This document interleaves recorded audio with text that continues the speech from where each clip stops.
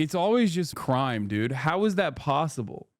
Like, it's just shocking to me that it's always, the answer always is just crime. You're like, what kind of content goes on at Kick? And the answer is crime. I'm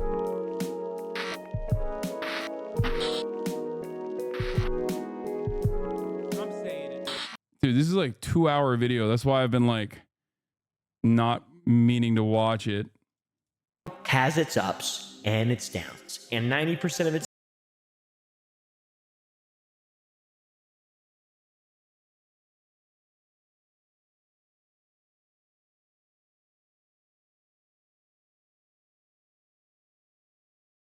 anything for a viral moment. You're not self-aware. You don't realize that you come off as patronizing. Your little bro, all your friends all the way to try and sway. That's why they say F you down the line. Yeah, that's really weird because all of those people, all of my friends that are still my friends have similar like-minded opinions, and the ones that say F you down the line have made $100 million in the process. Like you say you're not self-aware. You don't realize that you come off as patronizing, except like, you know, the ones that are like the open haters have all been paid, whether it be Aiden Ross, XQC, Trainwreck himself. What do you mean? Point me to a person that like despises me and hates me that I've had like a direct relationship with prior.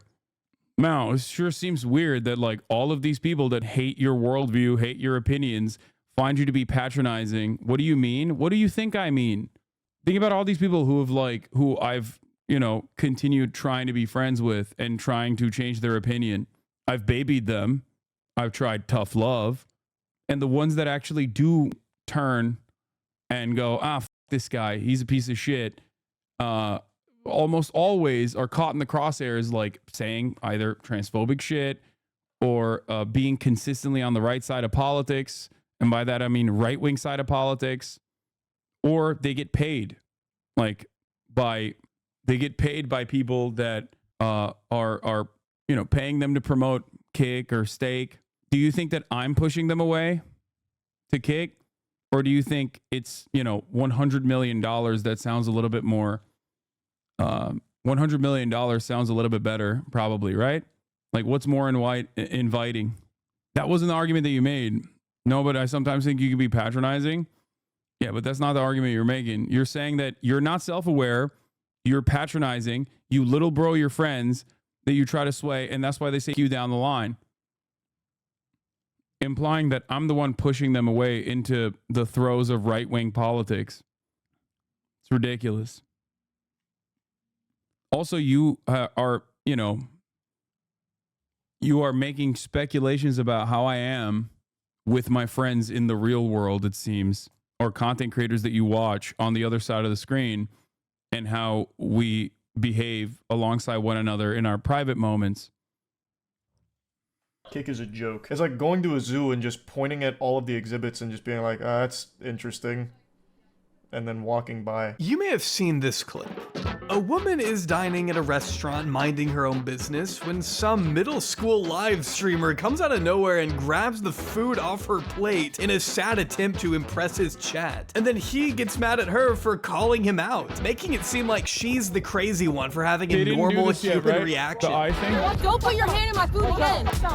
Do not do that. You don't do that to people. Who do you think you are? Who do you think you are? Stop filming me. You're nobody else. It's a live stream. Don't do that again. Hold up. Yeah, shut the fuck up. I won't reveal the name of this toddler, mostly because it's not relevant, and also I'm just a spiteful guy. But I do think he serves as a good example of this new wave of streamers who try to make a name for themselves by being a public nuisance and not much else. Someone like you or me may look at this clip and see it as the embarrassing display of desperation that it is, but it's important to remember there's also an entire generation of younger viewers out there who may see it differently. Believe it or not, this kid does have an active fan base, one that festers over on the controversial Twitch alternative, Kick. Please pull us over. Please take more Viagra. You don't know how to. Oh God, I'm about to dox your entire family. What's your name?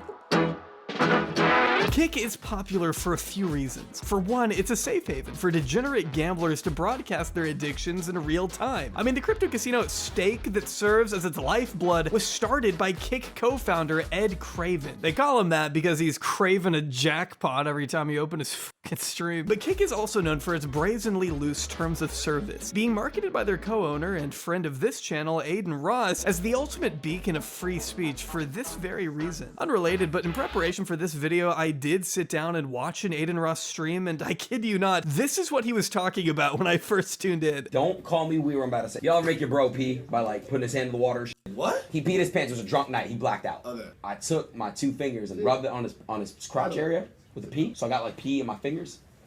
And he opened his mouth and I put his own pee in his mouth. Incredible stuff happening on Kick. There's nothing like it. Seems like every other day we see someone over there pulling a gun on their girlfriend or throwing an Uber driver's phone in the street or pissing out of their second-story window. Those last two are actually the same person, by the way. Shout out to Xena the Witch on Kick. We're at 300 bookmarks. It's diabolical. I'm gonna just pee in this bucket. Let me dump it out the window. But the point is, you have to really try to get even as much as a 10-day ban on Kick. It takes a lot. I just want to add something else here before we continue. While I was editing this video, 2 other creators wound up in the news for streaming themselves on Kick drinking and driving. Just flying down the interstate at 110, throwing back a bottle of Smirnoff, being an active danger to everyone else on the road. Even hurling the bottle out the window into oncoming traffic at one point. Kick is barely a year old. How has it already had so much controversy? Take Riot Lol, for example, who was recently outed by YouTubers Something About Chickens as a groomer who would use the Omegle alternative Monkey to collect explicit images and videos of young girls on stream to post in a Discord server without their consent or knowledge. Many of these girls were underage. Wait, listen, how old are you? I'm 19. Oh, I'm 16. You said 18? Yeah.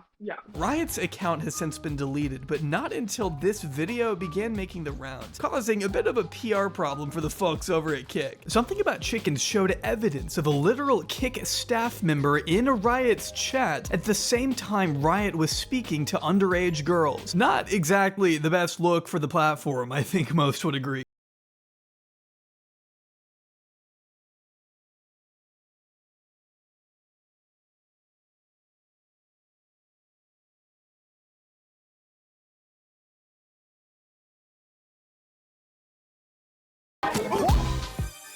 Come to SB Island. Why is everyone going around saying I died? All right, so I'm just gonna address this because it's getting way out of hand. Today, we'll be documenting a total of 5 Kick streamers who have all become infamous for their own separate reasons. Not all of these people are nearly as criminal as Riot, of course, which is why we'll be starting easy, with some of the least egregious offenders first, before moving on to the more depraved scumbags later on. This is gonna be a long one, and it probably won't be the easiest to sit through at certain points. But I am personally fascinated in shining a light on the more unique personalities Kick has been known to harbor. And by unique, I mean downright villainous. The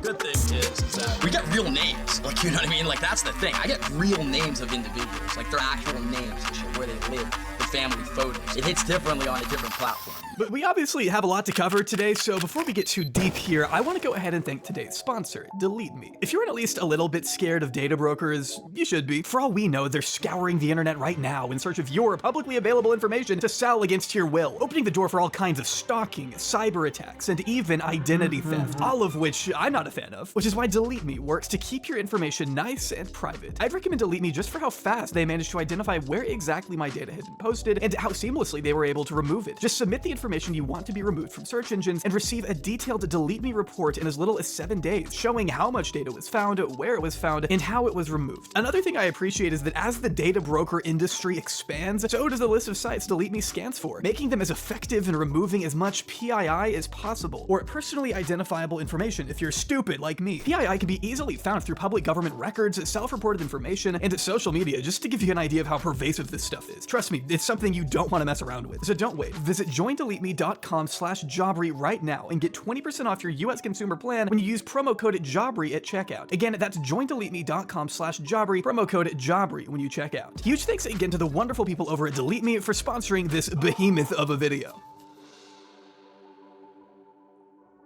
Swear to God, bro. Hey, listen, whatever the fuck your name is, listen, bro, you wanna fight? Let me know. can't think of anyone who captures the aura of Kick.com better than Neon. Neon has garnered a reputation as this kind of sniveling hypebeast dork who's constantly staring at his phone for validation from his chat. And I mean constantly. He's never not looking at what other people are saying about him. Alright, what? But then he'll also just let other big streamers bully him to his face. Can I give him a wedgie after asking? No. Why would you say? Why? No, don't do that. My asshole. Why do that? Why? Name 5 DDG songs right now. I don't know any. Don't do it harder. Apologize to DDG, Dub, Woo-Wop. Wedgie, I'm doing it. I'm sorry, Woo-Wop, I didn't mean it, bro. Say I'm gonna buy your album tomorrow. I'm definitely not doing that. I'm buying his album. I guess in order to be famous, Neon had to give up any semblance of a spine he may have had. The kid has negative self-respect. I mean, didn't this guy literally get on the scene early on before he became a Twitch streamer by like saying the N-word or some shit? Like, it's more than Aiden Ross. Like, he used to just like be unimaginably racist, and I think like Aiden was basically using him as an even bigger lolcow than himself. At this point, watch any clip to see what I mean. Can I have one? You can have one. 100? Yeah, if you bark and little doggy. Come on, fetch the hug. He also gets jumped a lot. That's sort of his thing too. This is a public announcement. Anyone who sees me IRL, I will give you $1,000 if you beat my bro. No one's touching me. I'm untouchable, bitch. I'm untouchable. Look whose shoes we got. Got his ass lacking. Come on, bro. Though he's faked getting jumped so many times that the one time it ended up being real, people in his chat still said he scripted it. Anyone saying L script anything, you have no soul. There's literally fucking choppers on top of us and cops outside. Yeah, people don't really like Neon very much, if you couldn't already tell. And that includes his own bodyguard. You got 80,000 people watching you disrespect me. Wait, That's how we're doing it? I always do that. Guess what? It's all 80,000 people cap botted out the oblivion too. That's the other thing. Anyway. disrespectful. Yeah, that dude, everything about this shit is fake. It's like the modern Zoomer equivalent of like all those boomer Instagram cryptocurrency legends portraying themselves as like multimillionaires. It is basically the Zoomer equivalent of that. The viewers are botted. There's like payments that are given to clippers. That's why they call them clippers. Okay, like you know the Hasanabi Clips Industrial Complex. It's kind of like that. It's like all of these Twitch. Because they don't have like an organic audience of like real fans, they basically pay people to post like these clips and shit from the stream. And all of these guys already have like a lot of botted accounts. All of these guys have botted accounts to begin with, like the blue checkmark accounts. You know what I mean? That are constantly posting shit, like stealing tweets from other people, like Feared Buck or whatever. The other one, Scuba Ryan, like all these dudes, they literally will get paid in many instances, I think, by people like this dipshit who posted. That's why you look at some of the comments and people are like, who watches this guy? I've never seen this dude other than, or Kira. Yeah. I've never seen this dude other than like on these, you know, Twitter accounts. Like, who the fuck is actually just like sitting there and watching that shit? Nah, he's just really popular. Yeah, dude, that's why he has 80,000 people watching, right? No, he doesn't. He does not actually have 80,000 people watching him at any given moment. You're out of your mind. Brother, when I had 30,000 real people watching in here, or close to 80,000 people watching in here, we had the New York Times write an article about it, about the 2020 election cycle. I don't mean it like that though. But that's what it reads like. You're doing too much. If you happen to be religious, I urge you to please pray for this man's sanity. If I was a girl and I came in a room, my would be dripping just seeing you, bro. I swear to God, bro, you are alpha. Like, these are 5K viewers. If I'm being charitable, these are like maximum 5K real viewers, okay? Go wannabe he is today. Put brake. Stop driving my car. Stick my finger up your ass. Get out. You just put a gun on me? What? I'm driving my car. Stick my finger up your ass. Sneeko flashes a gun at Neon? Jesus Christ, dude. Get out. You just put a gun on me? Neon was once just a little kid from Texas trying to make it big on YouTube. In fact, he and I actually both started making videos at roughly the same age, I found out, with the bulk of his early content being him playing NBA 2K, not unlike the beginning of another popular Kick streamer's illustrious career. These didn't generate the most views, but you could tell he was having fun with it, uploading multiple times a week from 2016 to 2020. Despite what Neon eventually turned into, I have have to admit, some of this early stuff is actually kind of endearing. What's good, YouTube? It's Neon2K here, but you see I'm at 178 subs, but at 1K subs I will be doing a face reveal. So 2K players blow up. Yeah, not playing 2K. Almost all of the new meta of 2K players, new crop of 2K players, have just stopped playing 2K. And it's literally like, is the Aiden Ross, even Kai was a 2K player as well, but like you have the two different pathways. You either become unimaginably popular, you have a good network of friends and content creators in your vicinity like AMP, and you go in the Kai route, or you know, Phantom, Agent, all those guys, or you go the route of Aiden Ross. all your friends. If we're looking at it in a vacuum, it's actually kind of sweet watching someone so young work to make his... Speed used to be a 2K streamer. I did not know that.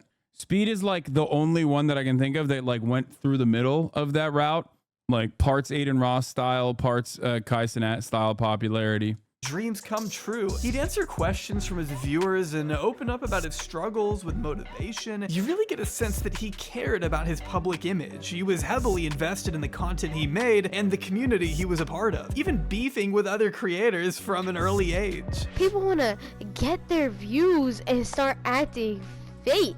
And then he has the nerve to lie on stream. He doesn't want smoke. He doesn't want me to pull up again. I'm sorry. He doesn't want the smoke.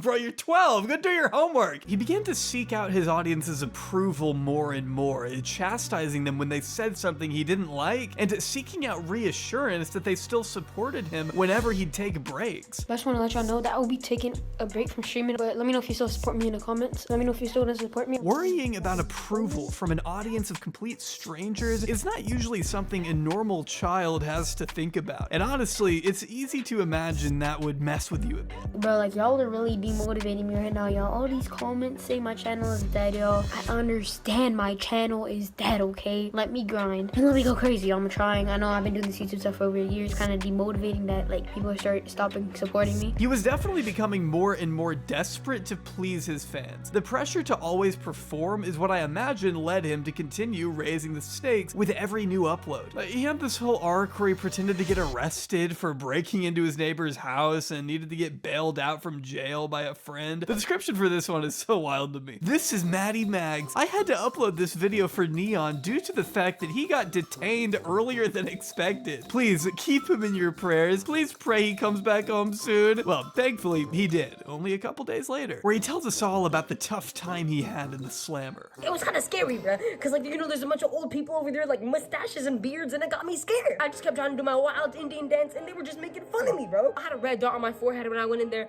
I had a big red dot, and they said my red dot looked like the Target logo. Oh, okay. I think Neon is also the first streamer in history to ever be swatted by a US president. Know exactly what you look like and where you live. These were the videos that started to get him some heat. I don't think I need to sit here and tell you why this stuff wasn't well received. Yo, Ringo, what's good, bro? Hello, man. Hello. Yo, what's up, my man? It's good for fighting. You hear that?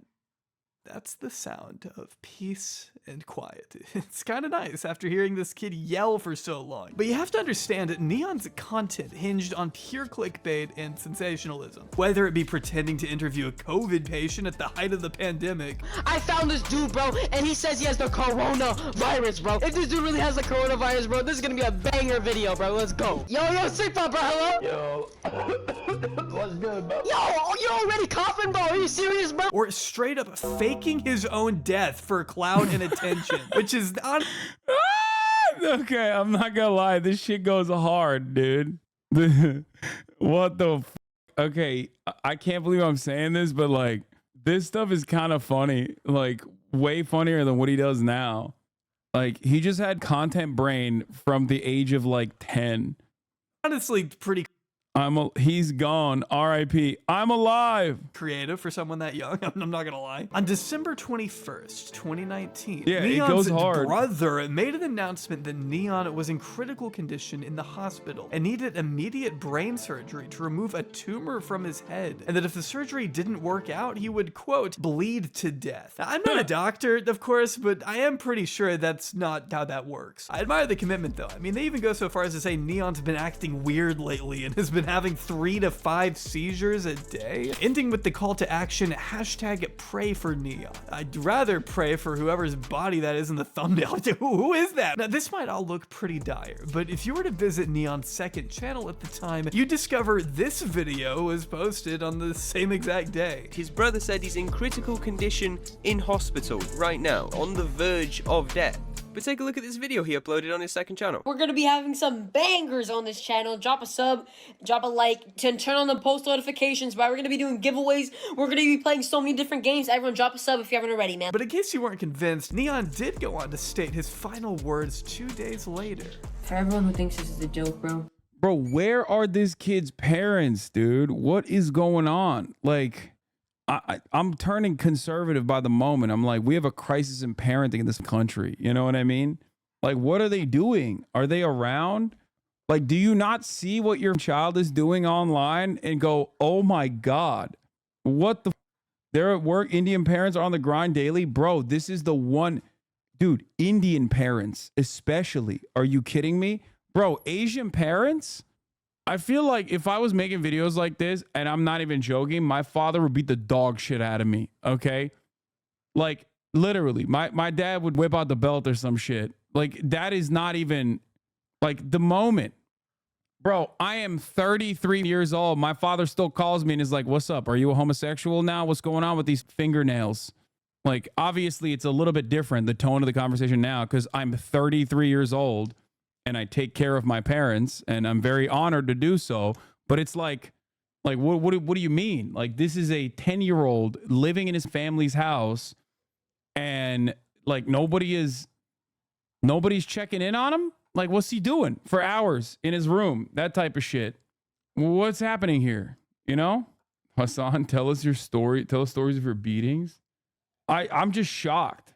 Some parents have zero computer literacy skills. No. There's got to be like, bro, come on. Indian parents are gathering together. One of the parents is going to be like, hey, what's going on with your son? And then it's Jover, or it should be for the most part. You know, what happened? This stuff that's happening is not something to joke around about. You know, what's happening with me is not something that should be joking around about. You guys should not be playing around about this, bro. This is actually serious stuff that people go through, bro. I didn't know they had gaming chairs in the hospital. I also love the way he emphasizes how this is not a joke, but we all know what he's doing. Or actually, maybe not all of us, since his very next video, the one announcing his death, garnered a pretty favorable like to dislike ratio from Neon's audience. The videos are now gone, so it's hard for me to find any of the comments from this era, but it is pretty hilarious to think there was anyone out there who actually... Indian parents would be proud of this grind? No shot, dude. Nah, it's like so disrespectful to yourself, to your family, to everything. For this. I mean, his death video is just... Are you crazy? Bro, look, I can't speak for Indian parents. Obviously, I'm not Indian, but like even my parents were like, what the is this YouTube shit? What are you doing on YouTube for years? For literally years. My father, every time we had a conversation, would be like, when are you going to get a PhD? When are you going to stop around? Go back to school. Like literally for years.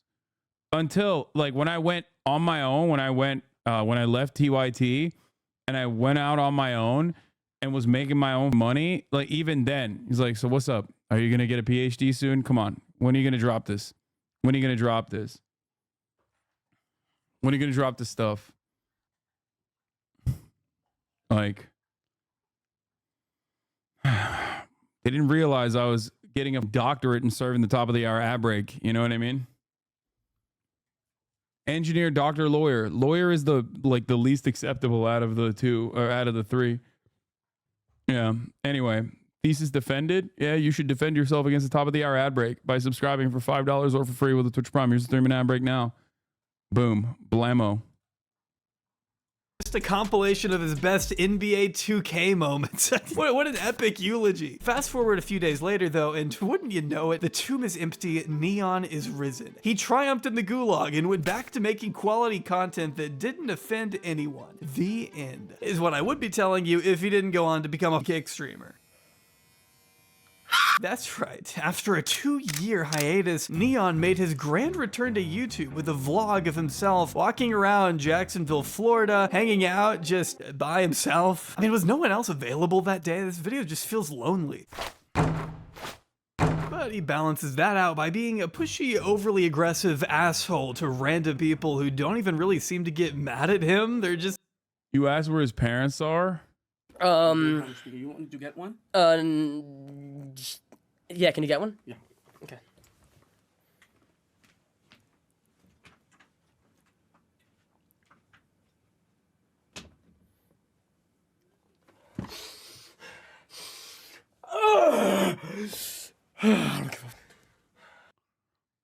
I will once again ask the question, who the f is organically watching this shit, bro? I mean, who? This makes me happy. I've never met my dad. It's chill. Don't scroll down. Yeah, the rest of it is like racism, but still, it's just like kick viewers. There's no such thing. There's not a real thing. Confused. I know you people smoke and sell drugs. I'm gonna be honest with you. Have you in the real world encountered a single person that's like, can't wait to watch my favorite kick streamer this weekend? Like, is that a point? Is that a conversation that has ever occurred? I mean that with all sincerity. Bro, this guy's 3 viewers also cyberstalk you. It's fine. I know.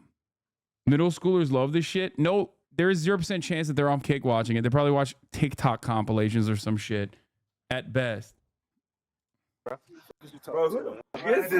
gonna say it nicely before I actually sue you, and you know exactly why you fuckers are gonna lose in court. Get the fuck out of my store. Goodbye. Thank you, man. I'm not really sure who exactly this fake tough guy persona appeals to, and I'd be willing to bet neither does Neon. What he lacks in talent, he makes up for in desperation. I'll be back with a fucking strap. I'm gonna shoot you in the head. I'm gonna shoot you in the head. Neon strikes me as one of those guys that normal people only hear about every couple months when he inevitably does something supremely stupid to land himself on the front page of Dexerto or whatever. His regular day-to-day content is so bland and it's so geared towards the youngest demographic imaginable that there's no reason to really talk about him unless he's doing something uniquely unhinged, which still happens more than you'd think. I can personally attest to having to rewrite this particular segment multiple times during the making of this video because he would not stop trending for things like putting himself into others in a life or death situation in hopes of going viral. Maybe you saw the little joyride he recently took with Instagram personality Squeeze Benz a few weeks back. Squeeze Benz is someone whose hobby has made him a literal wanted criminal. He belongs to a community of anonymous drivers who derive thrill from renting supercars and cutting recklessly through traffic, going 100 over the speed limit on freeways which are occupied by regular people, families, new drivers. Didn't he get arrested recently, that guy? He got caught, no? People who didn't sign up to be around someone like Squeeze. Bro, why is it literally like, why is it always just crime? It's always just crime, dude. How is that possible? Like, it's just shocking to me that it's always, the answer always is just crime. You're like, what kind of content goes on at Kick? And the answer is crime. There's also other people at risk when you do that. Innocent civilians. So what do you think about the element of danger for that? I've been doing this since like real shit since I was 9. I feel like I did some professional at it, like, you know. I'll admit, I don't really understand the appeal of putting the lives of so many innocent civilians at risk for what is essentially just a dumb gimmick at the end of the day. It doesn't matter how skilled of a driver you think you are. All it takes is one person to accidentally change lanes when you don't expect it for multiple people to wind up dead in an instant. But try telling that to Squeeze and his 670,000 followers. There is a market for this kind of negligence, and Neon figured that by doing a collab with Squeeze, he would successfully create some epic viral moments, which he absolutely did, just maybe not for the reasons he had hoped. And I get really scared and I can't afford to die. You have my word, you will only go at 7 above the speed limit. Or 10 above, what's illegal? Let's say 20 above the speed limit. No, 10. Squeeze's crew, I'm sure, can read the anxiety in Neon's voice, and instead of being straight up with him, they continuously reassure Neon that this is gonna be an easy drive. You know, we're not gonna do anything crazy. You feel uncomfortable, I will grab this kid and I'll tell him to stop the car. And it's a 2023 Lambo, bro. This shit is safe as f. He's not gonna wild out. We'll stop whenever you get uncomfortable, bro. You can trust us. When in fact, bro could not. Crime is not a crime. Yeah, bro. Like, there's a difference, okay? Yeah, I don't give a shit when people are dead ass broke and like trying to survive by stealing food or whatever from a mega corporation. And ultimately, I think the way to tackle that kind of crime is by uplifting poor people fixing the underlying material inequalities that persist in American society so that people don't have to feel the need to go and steal even like expensive bags or whatever so they can pay rent. Okay. In a world where all of the material conditions and the underlying material inequality is solved, they're still going to be taking a luxury car and putting other people's lives at risk. I think that's the difference. You know what I mean? Like some people just do shit for clout and for content. There's a difference between like crimes of necessity, which is ironic because like a lot of these people's audience literally hate that. They hate the other type of crime, like the real type of crime that persists when people just don't have money, versus the type of crimes like this that put like a shit ton of people's lives at risk. They think it's cool. I trust them. I'm also not sure what it being a 2023 Lambo would have anything to do with safety here. You're going 120, man. You really think an airbag is gonna bail you out of this one? The conversation goes on for a few minutes until finally Neon is psyched up and ready for what he probably knows deep down is going to be a pretty dangerous situation. These guys may be lying scumbags, but Neon is also an adult capable of making his own decisions. He's aware of who Squeeze is and has presumably seen enough of his content to know what this little cruise might very well entail. Not to mention his entire demeanor shifts once he realizes how much his chat is loving this. Bro, the chat's going crazy for you, Squeeze. W Squeeze in the chat, bro. I with you, Squeeze. You do like the unthinkable, bro. Chat, how did that look to y'all, bro? Once Neon believes the scariest part to be behind him, he can't stop singing Squeeze's praises, dick riding the dude who could have. To be fair, a lot of these cringe kids are trying to desperately make it as influ streamers rather than the hellish prospect of getting a real job. Fair. Just killed him a few minutes prior. He literally says, I can't say I had a good time or I'll get banned. I mean, I can't like say I was having fun because I'm gonna get banned, so I had a bad time. Yeah, okay, bro. Yeah, Kick will ban you. Bad time, ass. That's how you know he has zero regret for any of this. And despite the whole song and dance he tried to put on to drum up sympathy after Squeeze's driving resulted in a shocker, a crash. All I know, I'm gonna leave it with this chat. I was there to do a Q&A, sit in his car. We agreed and handshaked only 10 over the speed limit, and this just went crazy, and I can't do shit. I'm sitting in the car. What the fuck am I supposed to do, bro? I can't just jump out when it's going 100 miles per hour, bro. It's just so pathetic and disingenuous to see this slime ball turn around and pretend like he wasn't enjoying it the second it becomes convenient. Because if you didn't know, Neon actually did get banned shortly after this clip made the rounds. The thing he was so worried about happening actually ended up happening. Wow, who would have thought? He did? Play stupid. He got banned? Kick bans people? The f. That's news to me. I thought they only ban people when like people make YouTube videos about like someone actively making CP.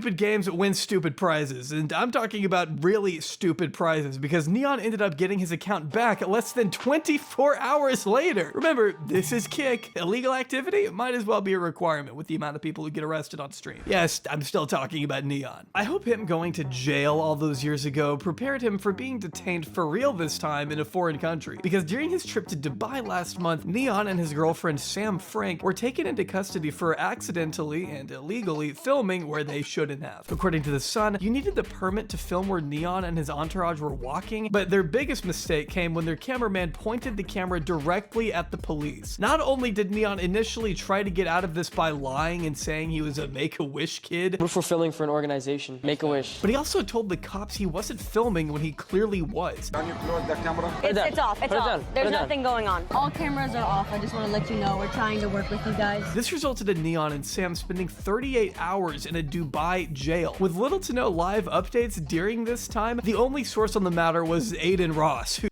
Oh no, they're gonna enslave him. Yeah, they were just shocked that there was an Indian man inside of Dubai that still had his passport. They were like, "What is going on here? This seems a little suspicious." Races, yeah, me making fun of the insane amount of unimaginable indentured servitude that goes on in Gulf nations is me being racist, actually. Yeah, me making fun of people doing that is the real racism. Yes. Kick only bans when their mass downvote bots on Reddit don't reach a thread fast enough to prevent it from getting on the front page. Yeah. who told the press that it was a, quote, very sticky situation. This actually led some people to run with the narrative that Neon had died, which if I had a nickel for every time people online thought Neon was dead, I'd have 2 nickels, which isn't a lot, but it's weird that it happened twice. Though Neon eventually took to Kick to announce his safe return from the slammer, reminiscing on how much they loved him in jail and thanking Aiden for looking out for him and trying to get him home safe. Aiden, yeah, he's one of the people who actually did look out, bro, and I really appreciate that, bro. He really tried his hardest to get me out of the situation, because chat, it was a really crazy situation, bro. It was a really situation. Now, I'm assuming that if you make enough loud, grating, and insufferable videos that nobody under the age of 10 can enjoy, Aiden Ross visits you in the middle of the night and invites you on stream. In fact, Neon made his first major debut on Aiden's stream with Andrew Tate back in 2023. But the latter was on house arrest for, well, I don't think I need to say. Only he had no idea what he was doing, and the entire stream came off pretty awkward, largely because of Neon. No wonder Aiden's chat wanted him gone only 15 minutes in. My whole chat is spamming to kick you. Nerds are boring. I'm gonna work. Well, this guy's on a period. Is he a bro? He's on his fucking period. Stop hating on Kick. You stick up for a big corporation, Amazon. You're an Amazon shill. That's awesome, bro. I don't think that's how you spell shill, but I like that. I like the creative writing you engaged in there. I mean, don't these jokes get old at a certain point? It's just the same thing over and over. And Neon is trying way too hard to impress his idols and prove to the world that, hey, he can be edgy too. You're gonna burn in fucking hell, you Jewish. You! Like, we get it, man. You can stop being so predictable for once in your life. Neon is so provocative for the sake of being provocative that there really is no thought process beyond, what's the most annoying thing I can say to make people mad right now? I'm not surprised the only people entertained by it are riding in the back of their mom's cars to school. What did you say? The woman! The woman! What? No, wait. We love women. We love women. We love women. But not like transgender. No. Okay, But by getting so much exposure from Aiden, Neon quickly grew a sizable following on Kick. As a dude who cares about nothing and will say anything to anyone if he thinks it'll get a reaction. I mean, I think in the interest of showcasing like the difference there, here's an interaction between Kai and his incredibly young fan base in comparison to like Sneeko or Neon and their interactions, right? Like this is like kind of brain rot, but here, watch this. You said what? Can we dance for you? You want to dance with me? All right, go ahead.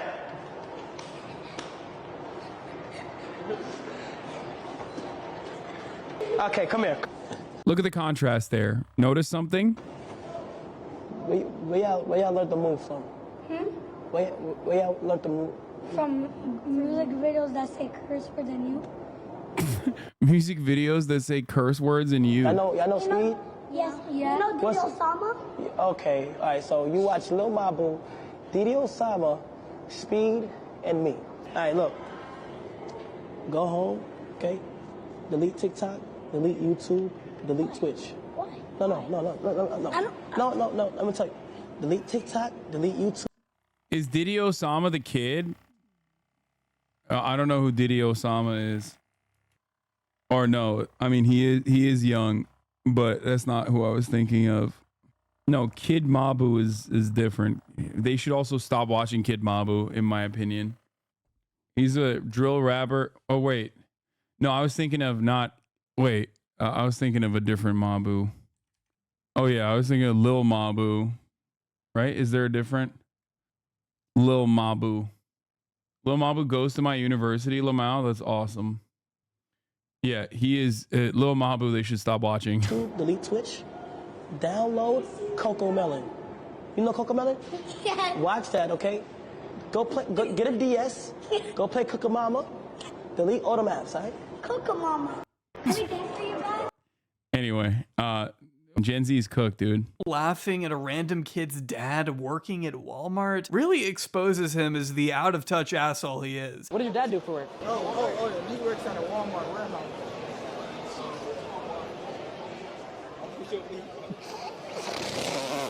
No, I'm such a bad guy. Like, that is someone who has never struggled for anything in his life. I'm sorry. If he can't set his dog shit persona to the side for 10 seconds to not mock a minimum wage worker unprompted, then it's no wonder he gets his ass beat everywhere he goes. He's happy to dish out absurd amounts Gen Z's over too, and so is Gen of Alpha. money to flex on the people around him, but when it comes to helping those same people out monetarily, he suddenly no longer shits money. What that jacket said was, I shit money. That's it. That's vibe. That's the vibe I want to. Yeah, that's the vibe you want to put out there, right? I shit money. Okay, so shit on me. Give me some money. I don't shit money. Oh, for that same 3,500, you can outfit everybody you know with Letterman jackets. He has no perspective, so he's incapable of showing any kind of respect, and he's found a profession where that can be incredibly lucrative. He can harass women, be openly racist and transphobic, start fights with people 3 times his size, all without any incentive to grow and change as a person, because this is what continuously rewards him with 80,000 live viewers, which even that is, how do I put this, highly debatable. For over a year now, Neon has been unable to beat the view-botting allegations. In fact, they've only gotten worse, with the YouTuber Cameron posting a video last month where he questions how Neon, as someone with a significantly smaller following across all platforms than XQC or Aiden Ross, is managing to pull more live viewers than them. Cameron argues that if these views were legit, we would see that reflected across other platforms, and in the case of Neon, we just don't. Aiden Ross goes crazy on Kick. He's the top Kick streamer. And if you look at his other social medias, you can tell that he gets some pretty good engagement. Kai Cenat, on the other hand, is one of the top Twitch streamers. You can tell that his viewers rock with them on all platforms. Somehow Neon averages more viewers than both of them. And Neon literally only has a fraction of what they have on all of his other socials. That in itself is hard to explain, but there definitely is no way to explain how Neon managed to jump from 10K live viewers to 70K in under 30 minutes. And that's just one instance that Cameron was able to catch himself. Other reports seeing Neon's view count randomly spike from 2 all the way to 40,000 live viewers in a span of 30 seconds. That's just unheard of for a guy like Neon, who simply does not have the same influence as XQC and Aiden Ross. Even Trainwrecks TV, another co-founder of the site, has accused Neon of botting, with Ed Craven going out of his way to ban Neon's name from his chat. Holy f***, could someone ban the word Neon? We don't give a f*** about Neon right now. Listen, big shout out to all people who give, like, talk or, you know, do streaming or Kick, but, like, come on. So it's really no exaggeration to say that whenever Neon finds himself in some shit, his genuine supporters are few and far between. Neon caught his first ban in March 2024, and without even double checking, I can confidently tell you this was his first ban because Kick hardly bans anyone. I mean, Kick is the place where you can own equity in the company and still stream the Super Bowl and porn to hundreds of thousands of children and face zero consequence. So if you're getting even temporarily banned from Kick, you fucked up bad. But what could Neon have done that was so bad? The platform that doesn't usually care about anything had to step in? Neon has now been banned for, and I gotta read this on the screen just to actually process that it's real. He threatened to dox and sexually assault a young fan. Oh, okay, yeah, that's pretty bad, I guess. I haven't the slightest idea why Neon was in a Zoom with what looks to be a kindergartner in the first place, but when this kid started talking shit, you'd expect Neon, the dude who has built his career on doing exactly that to other people, to be able to take the heat. But instead, he immediately blew up and threatened to do things to this kid that I can't even repeat out loud without risking an age restriction. I don't give a f***, you're 10 years old, I'll f*** you in the please bleed. I swear to God, shut the up. I just realized that's the kid from earlier. Wow, I love recurring characters. The puzzling abyss that is Neon's terminally contaminated mind is something that should probably be studied by Harvard. I mean, how do you even begin to make sense of a dude like this? It didn't take long for news of Neon's, quote, sudden ban to get picked up by all of the usual suspects, and before long, the clip had been seen by millions upon millions of people who were quick to weigh in on the discourse. Yes, Neon did threaten to dox and rape a 12-year-old on stream.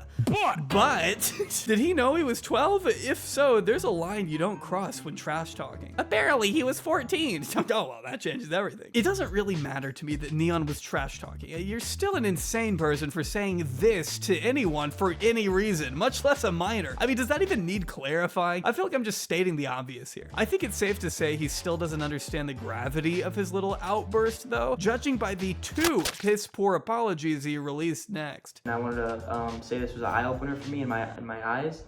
and I'm not gonna make anything bad like that happen ever again. So there are a lot of issues with this video, but the standout moment to me is when Neon hilariously says this. That was not something that comes out of a person like me's mouth ever. I'm not that type of guy. I'm not that type of person. I'm sorry, but for anyone not aware, I'll just come out and say Neon is not a good person. This isn't controversial to say. I don't think even his fans who like him would consider Neon a good and decent person. I'm sorry, man. You are famous because people hate you. You can play a terrible person online if you own it. You're fine with that. But the moral posturing when it becomes convenient for your career is the definition of disingenuous. People see right through it. If you actually want others to think of you as a good person, maybe let your actions speak for themselves and don't do stuff like this. Otherwise, you're just gonna get written off and end up having to apologize again, which is exactly what happened. Let me clear that up too, bro. Let me clear that up.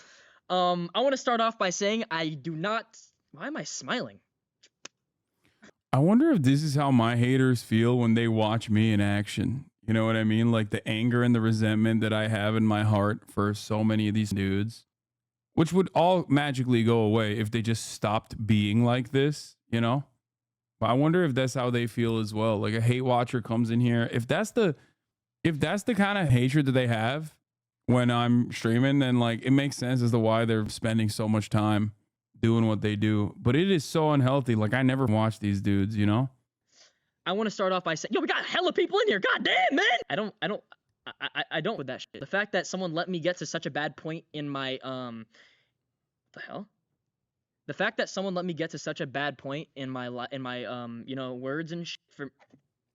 You're twice their age. Okay. I mean, at least here he isn't hiding how he feels. He's annoyed that he's even having to do any of this in the first place, and I guarantee if he hadn't been banned, he wouldn't have addressed this at all. The fact that someone let me get that down bad and say those things is really up, and I want to take full accountability. What do you mean you threatened to dog? I can't believe someone let me get that way, you know? I was down bad. Chatter, nobody acts like this at their age. Stop it. Yeah. Honestly, Neon is funny.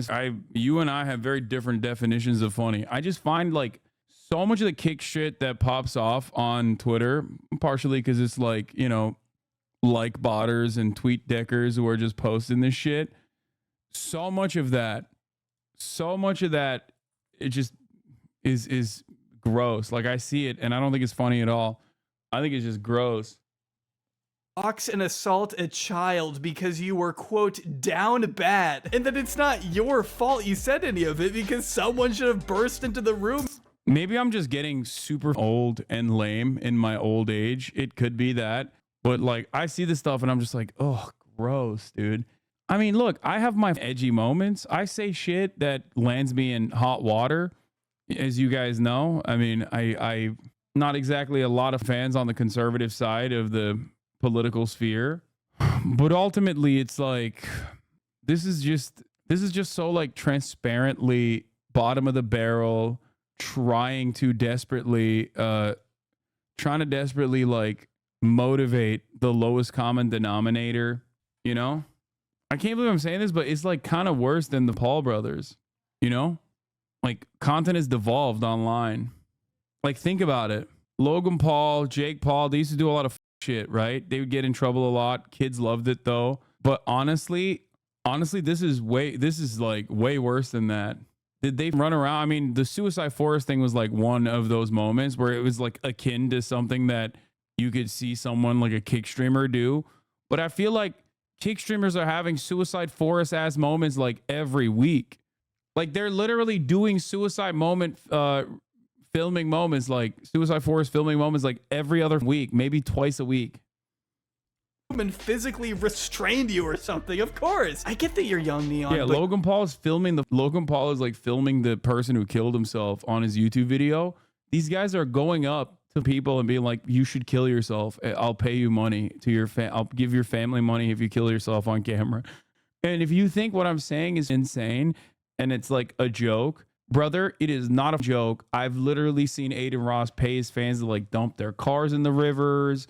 I've seen Aiden Ross make jokes about like, you know, dousing their brothers with piss or whatever, with a bucket full of piss, that kind of thing. But you're way too old to be pulling this kind of shit. These aren't the NBA 2K Fortnite days, all right? You're now one of the leading streamers on Kick, and you need to set a better example if you want the site to not have the reputation it already does. But why would he do that? He can't even contain his emotions long enough to listen to basic criticism without immediately bursting to a weird... Yeah, Aiden famously told a watcher of his, your brother's a Hasan fan, go stab him. Like, that was the joke. Transphobic fit of rage. Oh, here goes this guy, bro. We're just Chat. telling me about, like, I swear to God, bro. Hey, listen, whatever the f your name is, you listen, bro. You wanna fight? Let me know, bro. I swear to God, I will beat your ass. You are an annoying ass motherfucker. You blue haired. You are so damn annoying, bro. I hate this guy. I literally hate him, bro. I wanna. He called him a blue-haired. Not gonna say that. I can't tell if this is a joke or if he's really that delusional, but if these two ever set foot in the ring, Charlie is shutting down this guy's entire bloodline, okay? I'll just say that. Even the people trying to defend Neon can't get through to him. That's how far gone he is. I mean, he literally calls Keemstar a pedo for trying to defend him. First of all, I defended you during this certain situation. Yeah, because you're a pedo yourself. That's why you defended me, you weird. Dude, go fuck yourself. There's just no value in trying to save this kid. It's over. He just can't help but be hated by virtually everyone who has to deal with him. But that doesn't make Neon unique by any means. In fact, being the internet's favorite punching bag is a trait especially consistent in our next specimen. Oh my God, is it gonna be, oh, it's the fast kid. It's fetal alcohol syndrome personified.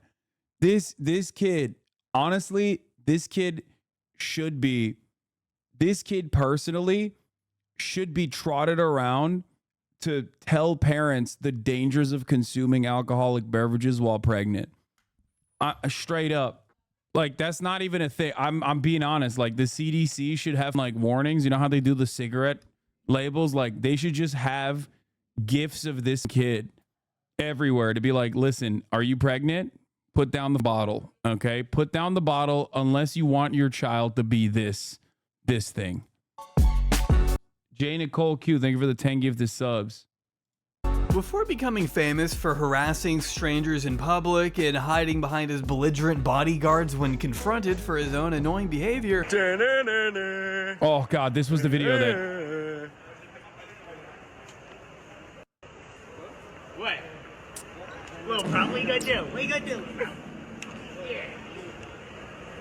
Jack Doherty was too. A young kid flipping markers at school and unboxing Call of Duty bundles in his living room floor, trying to build a legacy. While their career paths may have been similar, I have to say Jack Doherty has always been a little more trend savvy than Neon. 7 years and 14 million subscribers ago, Jack was already learning how to clickbait like his idols, the Pauls, trying his hand at innocent prank calls and hopping on the epic Killer Clown bandwagon of 2016. Remember my Killer Clown? Yeah, he's back. He just texted me something like really creepy, and here it is. Oh, he's doing it again. He's doing it again. Look, guys, he said, I'm back, and then he put a knife.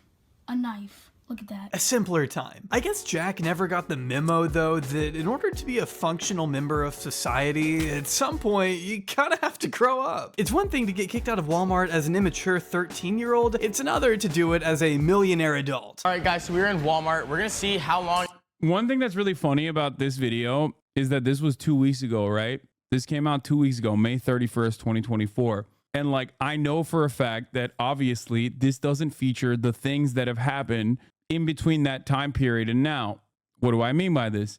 I know that this dude literally, didn't he just straight up say the N-word with a hard R on screen, like on stream, like straight up 2 or 3 days ago? Stop spoiling. It's not going to be in the video, chat, because he did it recently. He did it like 3 weeks after. It takes to get kicked out of the back. Get out of my back room now. My back room. My daddy owns this back room. You're assaulting the.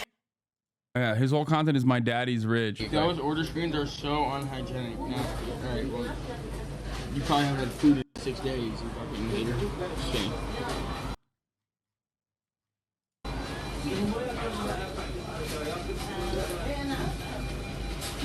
Thank you. Those order screens.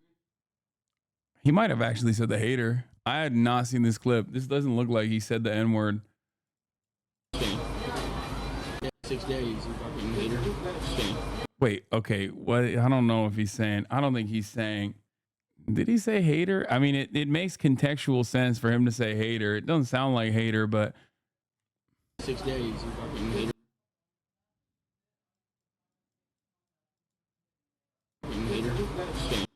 No, I think he's trying to say hater, but it ends with an NG. So it sounds like the N word, but I think he's saying hater. Okay. Fair. Listen. Is that a keffiyeh? Yes, he's wearing a keffiyeh.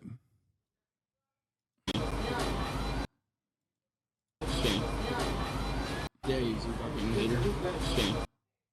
You're only saying that because you want to say the N word? Yeah, me, famously. That's like definitely a thing I want to say. Daddy, chill. Wait, it's not that deep. Dude, you set out to make her mad, and now you're gonna pretend like it wasn't that deep when she gives you the reaction you were looking for all along? But I guess that wasn't enough for a whole video, so he moved on to harassing and lying to another worker instead. Sir, would you be interested in a rim job? Please don't record me. You look like you could use a rim job. I'm asking you politely, please not to record.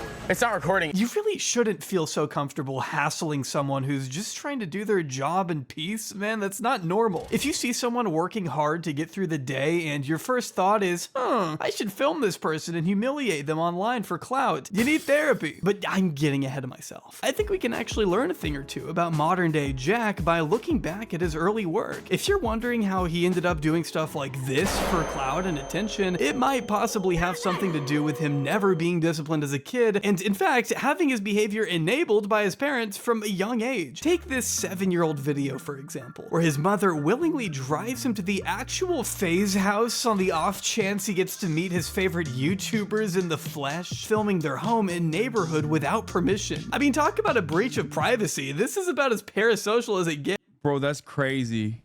That's crazy. He's like, I doxed the FaZe house with my mom.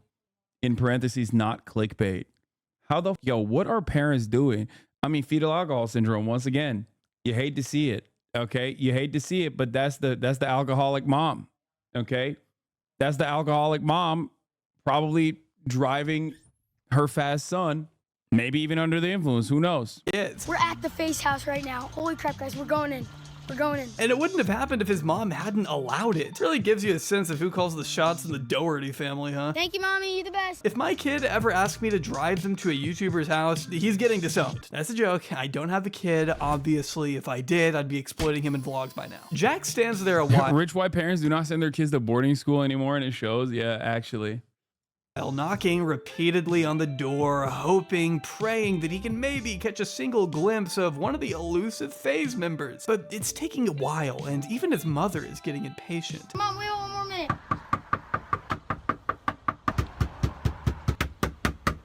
I want them to come out so freaking badly. But after loitering long enough, Jack finally gets his wish. Oh my god!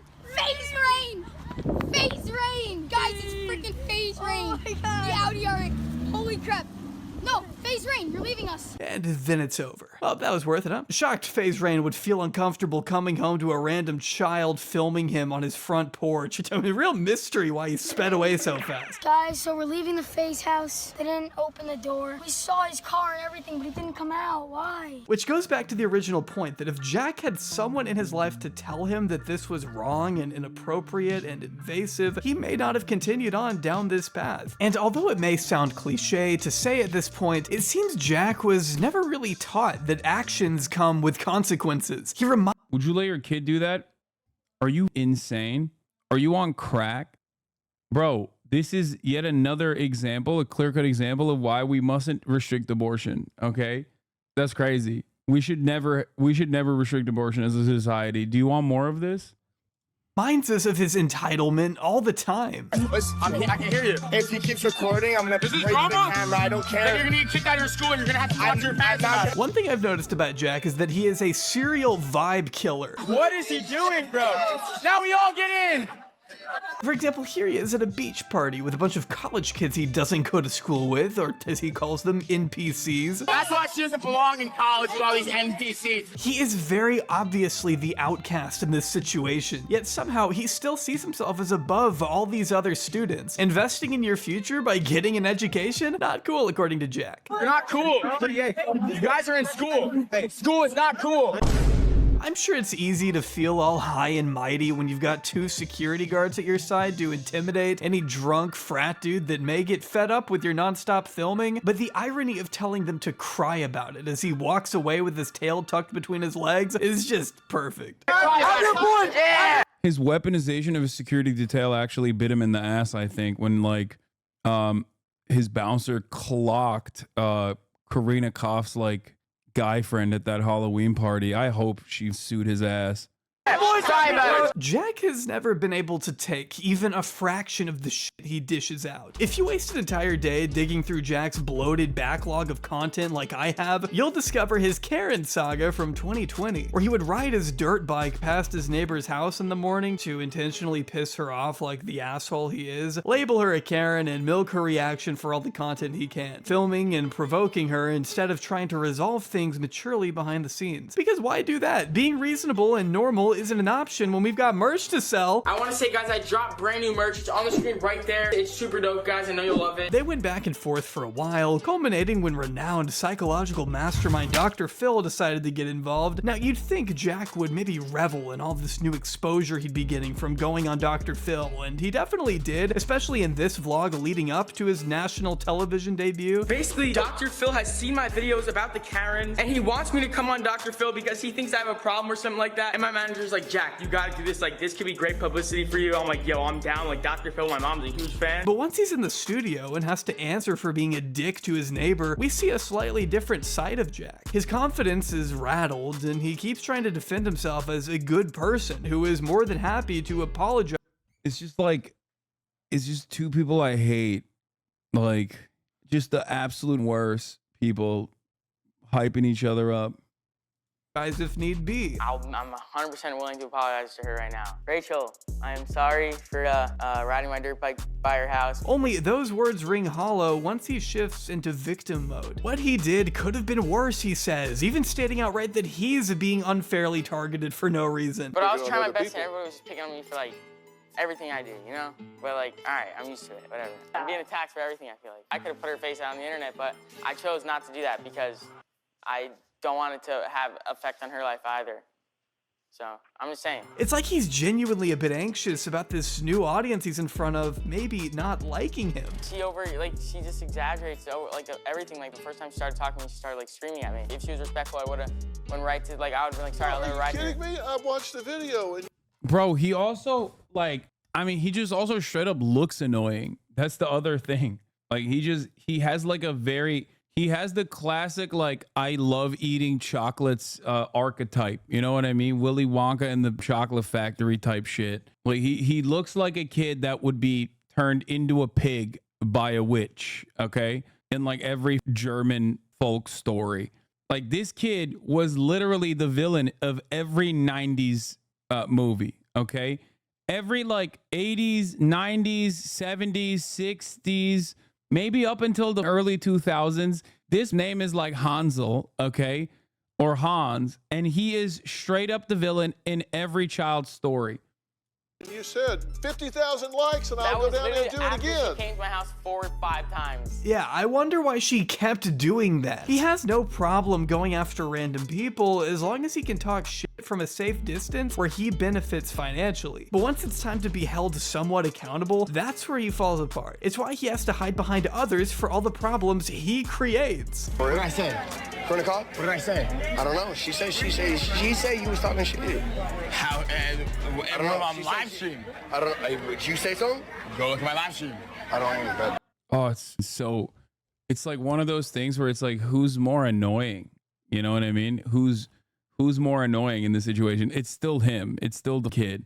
But honestly, there's an ongoing lawsuit. Oh, thank God. Yeah, I'm sorry, you'll never know. I didn't know who Jack was until I saw this video a few months ago. He had already established himself as one of the biggest personalities on Kick for reasons that we will unfortunately be getting into more later. But to many outside of the IRL streaming ecosystem, this was their first introduction to the Doughboy. We see him arguing with a dude by the name of Chase at David Dobrik's Halloween party. We know it's a Halloween party because of Chase's costume, which ironically and tragically has the phrase "get physical" thrown across the front. Apparently Jack called Karina Koff an OnlyFans whore, and after pretending like he didn't say anything... Do you think I said something? That's what I heard. That's all I heard. All right. and fine with me. Jack, do you say something? Yeah. You think I said something? He tries to walk it back by claiming he calls everyone an OnlyFans whore. Hey, we're all OnlyFans whores here. Corinna is awesome, but only because he's being confronted. You know Corinna lit. She is lit. Yeah, so don't talk. You can't talk. I was not talking shit. It's more of a joke, but like, Wait, I'm just saying, yeah. I call everyone an OnlyFans. We're all fucking OnlyFans. You can tell he's nervous with the way he anxiously sways back and forth and keeps eyeing his bodyguard, a man who calls himself Kane Kong, to help bail him out of the conflict that he instigated by badmouthing Corinna. It's only after Kane gets involved that Jack suddenly regains his energy and picks up a little more confidence. Now he's the big tough guy he wants us all to think he is. So now, what's the next step? Now, do you want to suck my or what? Like, where we getting? No, you're broke. Damn. Oh, you call me broke. No, I'm gonna cry myself to sleep tonight. Appreciate you. Don't care. All right, then walk then. Corinna explains why she doesn't want to talk to Jack. Completely valid, by the way. There are an infinite number of reasons not to be associated with this guy. Just because I'm at a party and I don't want to talk to you, you say that No. That's not what it was. That's literally... Every part of this story is just like, this is why I do not go out, okay? As a 33-year-old man, this is part of the reason why I do not go out. Like, there were chatters in here being like, did you go to the party? Like, are you insane? I would rather TOS myself publicly. Okay? Yeah, I would rather drone strike myself. Call me at Doctors Without Borders Hospital in Kunduz the way I would perish, okay? Rather than this. Okay, wait. I literally got sent a clip in the middle of a party. Oh, really? I just like, just because I'm at a party. Tell me your clippers. No, I'm at a party. I don't want to be on. Yes, former friend of the show, Corinna Koff. Former Oiler of mine. Oh, yeah. But in the midst of this chaos is when Kane finally, and for no reason, with no warning whatsoever, decks Chase in the face and lays him out flat on the concrete. I can't show you the uncensored clip, of course, but all you need to know is that the dude did nothing to provoke anyone. He did nothing. Plus, Kane is about 3 times the size of Chase anyway. There would be no reason to use all of his force to knock this guy to the ground, even if he had initiated. But he didn't, and if you didn't know, that is assault. But Kane should be well aware of that. This isn't the first time he's beaten someone up for no reason. Once knocking a woman unconscious when he was working as security for a DaBaby in 2019. Though if you ask him, he was only doing his job. After all, he thought she was a man, so I guess that would have made it totally fine. I mean, just earlier that year, a 22-year-old fan was reportedly only trying to get a picture with DaBaby when he was beaten senseless by Kane and other members of security to the point where he ended up in a coma and almost died, according to the family. It resulted in DaBaby. Bro, I don't really understand. Like, isn't there licensing and shit? Like, what the f is happening? What is happening? I just don't get it. I used the Corinna Koff makeup tutorial when I was in high school. I remember I still like the blush she used in it. Like, how I feel like if you're a bouncer and you beat someone into a coma, like, you're done. You know what I mean? You shouldn't get rehired to do the same thing again. Maybe getting sued. So with all of that in mind, I have no idea why Jack would hire Kane to work with him when he's proved himself to be such a massive liar. License to be large and black near a famous person sounds racist and socialist. What are you even saying right now? What? No, I'm saying if you're like professional security, if you're hired to be professional security and you beat someone into a coma, regardless of who your client is, doesn't matter. Like, there should be some regulation in that situation, I think. Unsurprisingly, Jack was met with a lawsuit of his own, and as far as I'm aware, it's still ongoing. But I don't think it helps Jack's case that this isn't the only time he's had a security step in for him. After all, the only reason they're there is to help Jack get away with what he does best, annoying the f out of everyone he meets. What the f is your problem? You can pretty much close your eyes and click on any random Jack Doherty video to find him making an ass out of himself in public. It's like he just can't help himself. I mean, this guy spends like 5 straight minutes making loud moaning sounds while getting a massage at a mall. Oh yeah, I like that. Harder. Oh, harder. I like it. Oh, oh yeah. You're getting all in there, shawty. Just like that. No one laughs. It's just everyone being super uncomfortable, hoping it ends. Give me that neck. Is it bad that it's turning me on? I'm gonna blow. That's coming. I'm gonna blow. I think I'm good here. I nutted. Then he calls the masseuse disrespectful for not taking his money. Here's $50. I don't want your money. You have to take it. We're running. She just ripped up the 50. Wait, give me that money back. Take this. Do it. Do it. You won't. You won't do it? Do it. Please just walk out. Wait, do it. You won't. She just ripped up a $50 bill, bro. The disrespect. He makes a big deal out of it, then starts handing out bits of the $50 bill to random people who don't even know what the hell is going on. And of course, he has to remind us he isn't a mean person. He's not a bad guy. He just wants to put the masseuse's face on a shirt. Not to mess with her at all, of course. I mean, he's not doing anything wrong, remember? It's like, I'm not being like mean or anything. I'm literally putting on a shirt. It's not that deep. It's funny. By the time it's printed though, the lady, lucky for her, has already clocked out for the day. Still, that doesn't stop him from messing with any of the other workers. Does he need help? Hello. Whoa. 1 second. Don't worry, I'm a professional. It's as if he's on a mission to make everyone else's day so much worse. There is negative value in provoking a random teacher only to turn around and pretend like it was him in the wrong the entire time. Why are you acting so stupid? Huh? Why are you acting stupid? Dude, you shouldn't chew with your... Why are you acting stupid? You shouldn't talk with your mouth open. What's especially weird is that he at one point tells this guy he's 16, which is just straight up not true. He was 18 by the time he made this. Get out of here. I'm 16.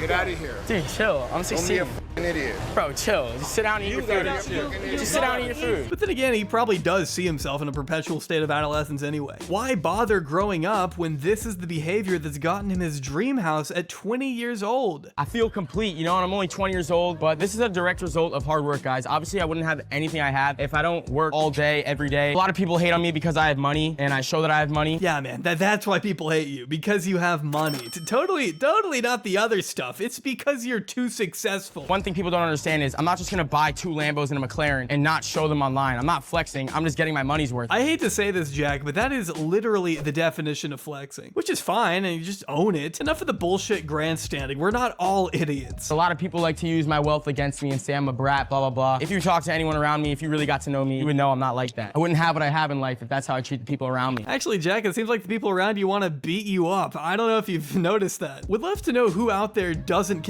Is the guy your haters think you are because I'm down to slander you? No, this is like his fan base are my haters. Like this 2-hour documentary is like a documentary on all of the people who are either aligned or directly in my orbit of haters. Consider Jack Doherty an entitled, spoiled brat. This is why I like Jack. I know you work hard, Jack. Well said. You're a G. On God, bro. Respect. Bro, I don't get why people hate him. He works so hard to get everything he has. Yeah, working hard for Jack Doherty means trying to get kicked out of places, being involved in physical... Like, even if it's not them, it's like their fan bases for the most part. These are the people whose fan bases are calling me gay and a fake socialist. Aubrey called Neon a bad person 3 times, but this guy's so much worse and he hasn't called him a bad person once. Bro, what do you mean? How many words does he need to use? He's doing a like 30-minute breakdown on how he's a rapacious scumbag. Altercations and flipping a golf cart over on his girlfriend just Jack to go Doherty viral. doesn't even know who you are or anything about politics. No, I'm not talking about him in particular. I'm saying his fan base are the people that also watch all of the other people who hate me and are like, this is the Keemstar orbit. Like all the Kick kids, like there is like a league of villains on Kick, okay? And all of those people are you know, straight up on that same tip. Yeah. Hard work. I don't know how he does it. Jack's fans will commend him for grinding for his success and applaud how hard he must have worked to reach such a status, while meanwhile, the hard work in question is just getting in the way of a college tour. It's not too late to turn around, guys. This guy is a capper, and UCLA pays him to lie. Thank you so much for joining us. It's not worth $60,000 a year. It's 2021. Do we really need college anymore, though? I might have to join you, though, on the tour. Is it cool if I join you? Like I said, we cannot allow any extra guests on our tour. I need to continue. Okay, I'm just gonna keep walking. Like. All right, so as I was saying about study abroad, there are a couple of different ways. Speaking of broads, the broads here are busty as fudge. There's nothing hard about what he does. It takes no skill to be Jack. It takes a flagrant disregard for the people around you, but that's not exactly something to commend now, is it? In fact, it's honestly a little terrifying what all Jack is willing to do for the dopamine. Like I mentioned earlier, I do unfortunately subject myself to these people's streams every now and then, and I just so happened to catch Jack Doherty at a time when he was lounged out in his Sprinter, bored out of his mind, trying to think of What was he doing? He better not be serving 3-minute ad breaks at the top of the hour. That's the biggest crime. You know what I mean? I think brain rot is overused. Yeah. This isn't overused. Not in this case. Anyway, 3-minute ad break is upon you. You already know what it is. Here it is. You can avoid it by subscribing for $5 or for free with the Twitch Prime. Can't Can I super kick it? Thank you for the 5 gifted subs, allowing 5 people to also kick it at the top of the hour. Here's the Thurman right now. Of some way to occupy his time for the rest of the evening. The stream had already been going on 8 hours and was kind of hitting a lull. He needed something to get the chat raving again. I walked away from my computer for about 15 minutes and came back to Jack speeding down a residential neighborhood in a $50,000 Can-Am ATV that he's already crashed once, by the way, swerving on and off the road, veering dangerously close to all sorts of nearby trees, lampposts, fire hydrants, and power lines, with like 3 other people with him. To make it worse, I actually went back in the VOD and found him doing the exact same thing earlier in the day where there were more cars on the road. You think, is this legal? This? Yeah. No. Hey, but you're the mom. Absolutely not. You should be telling us to stop. You're having fun. No, Jack, whose fan base is not your haters. He entertains children. Just say it like it is. XQC fan base hates you because he encourages it. Wait, what? I have said that already. XQC's fan base does hate me because he encourages it. Who do you think is bringing real eyeballs to kick? Who got paid $100 million to do that particular thing? Yeah, that's what it is. Yeah, that's precisely what I'm saying. You're just repeating what I'm saying. He keeps looking down at this chat and taking his hands off the wheel. I mean, the safety of himself and others isn't exactly a priority for Jack here, clearly. Like this cyclist he passes while staring down at his phone. Lovely. Jack has seemingly unlimited access to all the cars and money someone his age could ever dream of, without any of the responsibility such wealth should require. But believe it or not, streaming isn't even his main income source. The overwhelming majority of Jack's YouTube views come from shorts, meaning he's hardly making enough money over there to fund the lavish lifestyle he flaunts in front of our faces, making the real, specific source of his wealth a bit trickier to pin down. I'm sure he made a lot from his cake deal, but Jack has to have something else going on to afford 21 homes in cash, at least $800,000 worth of cars, and an abundant watch collection. And it may just have a little something to do with his side hustle. So many other people get trolled for their girlfriend doing fans, but I feel like me, Steve will do it. Like, we both don't get trolled for our girlfriends having fans. But like you do, so it's okay. Jack Doherty has an OnlyFans, but I don't think he uses it that much. I don't really want to know, to be honest with you, how often he uses it. I learned that he apparently kissed the Island Boys on there, you know, the incest twins who make out with each other. Those guys, it's not really an important detail to include. I just want you to know these twins do kiss each other on the lips for content, okay? That's where we are as a society. But Jack's millions don't necessarily come from his account, mind you. No, the bulk of his fortune comes from the girls he signs. Let me explain. Bro, this is a freak show. This is literally like carnival freak show shit. This is actually carnival freak show shit, like maxed out and being mass produced in general. What the? They've sucked each other's dicks, bro. It's so much worse. No, they haven't. You're lying. No, they haven't. That has to be. Is that illegal? It should be illegal.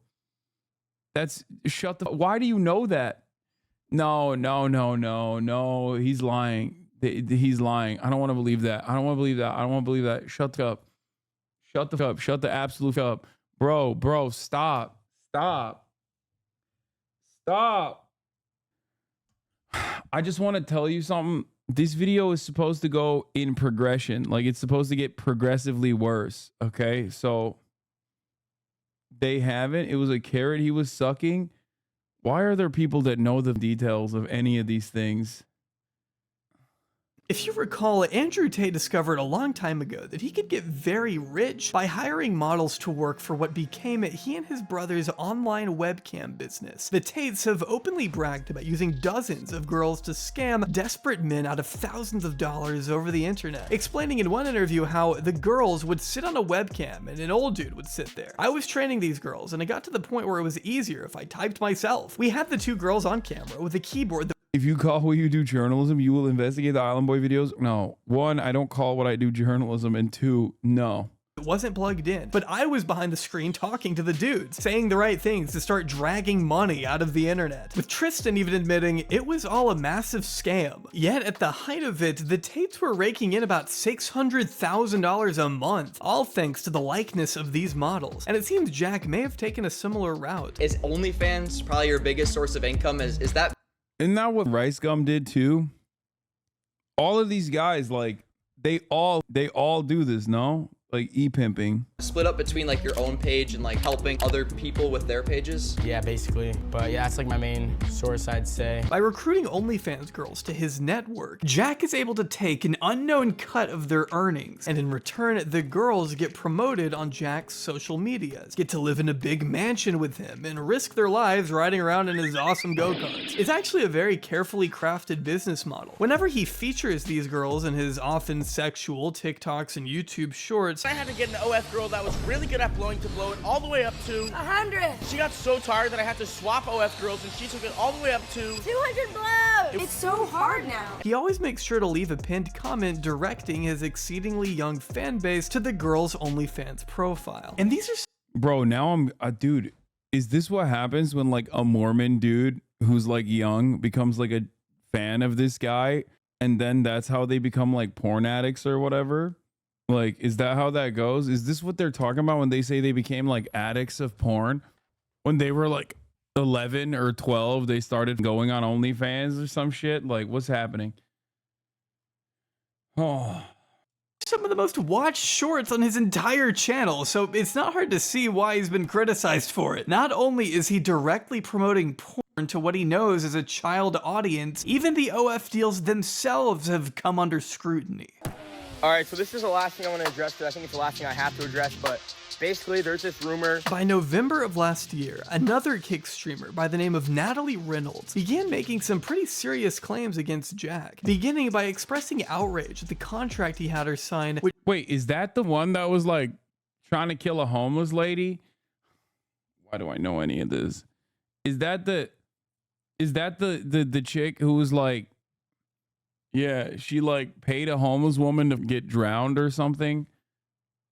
I don't think she actually drowned, but bro, log off, you know too much. I just see like bits and pieces every now and then, and I don't like what I see, which but she I says see it. included no end date before announcing days later that she would be terminating her OF contract with the scammer Jack Doherty. This kid has done nothing but take advantage of everyone around him. Disgusting. Adding stick to grooming minors, which is an insane thing to just tack on there at the end. She did follow up with, oh, by the way, that grooming thing ain't a joke, LOL. This girl was 17 and Jack waited months for her birthday to get her drunk and sign a contract on a yacht. This claim was echoed by another ex-member of Jack's circle, a dude by the name of Matthew JGL, who once worked as an editor for Jack and likes to credit himself as the guy who revived Jack Doherty's career when he was stuck at just 3 million subscribers. In an interview with The Asher Show, Matt goes so far as to name the alleged 17-year-old and insists that Jack intentionally hires younger candidates. They obviously go for like the youngest ones. Crazy one that they have, Claire.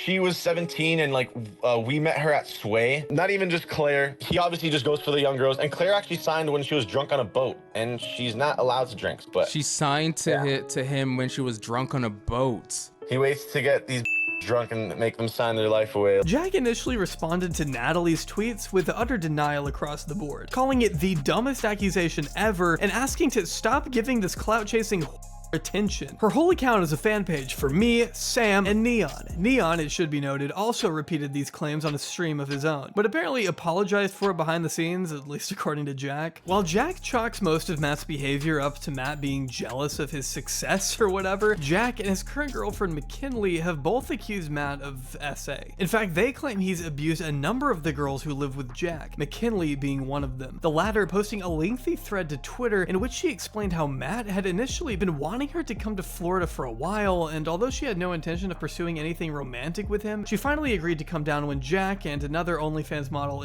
Bro, there's like no good guys on this side of the world, it seems. Like, it's just everyone's a bad guy. Invited her. That's when she says Matt became increasingly aggressive, accusing him of cornering and forcibly kissing her right when she got to the house, making her feel super uncomfortable to the point that when she outwardly told him how she felt, he became so irate that Jack and several others had to physically break down a bedroom door to save McKinley, stating that there's so much more she can say and many more girls wanting to come forward about him. She says Matt is jealous and the only thing he cares about is seeing Jack's downfall. California picket fence life breeds this shit, bro. Aren't all these dudes in Florida? I feel like Matt responded by appearing on a podcast and showing a series of text messages between him and McKinley around the time of the alleged incident, insisting that she was actually into him. Matt doubles down on his assertion that their interactions were consensual, essentially claiming that McKinley would act super interested in him to his face, but turn around and tell Jack that he was scaring her. Yeah, and she literally made it where it was like, oh no, you're fine,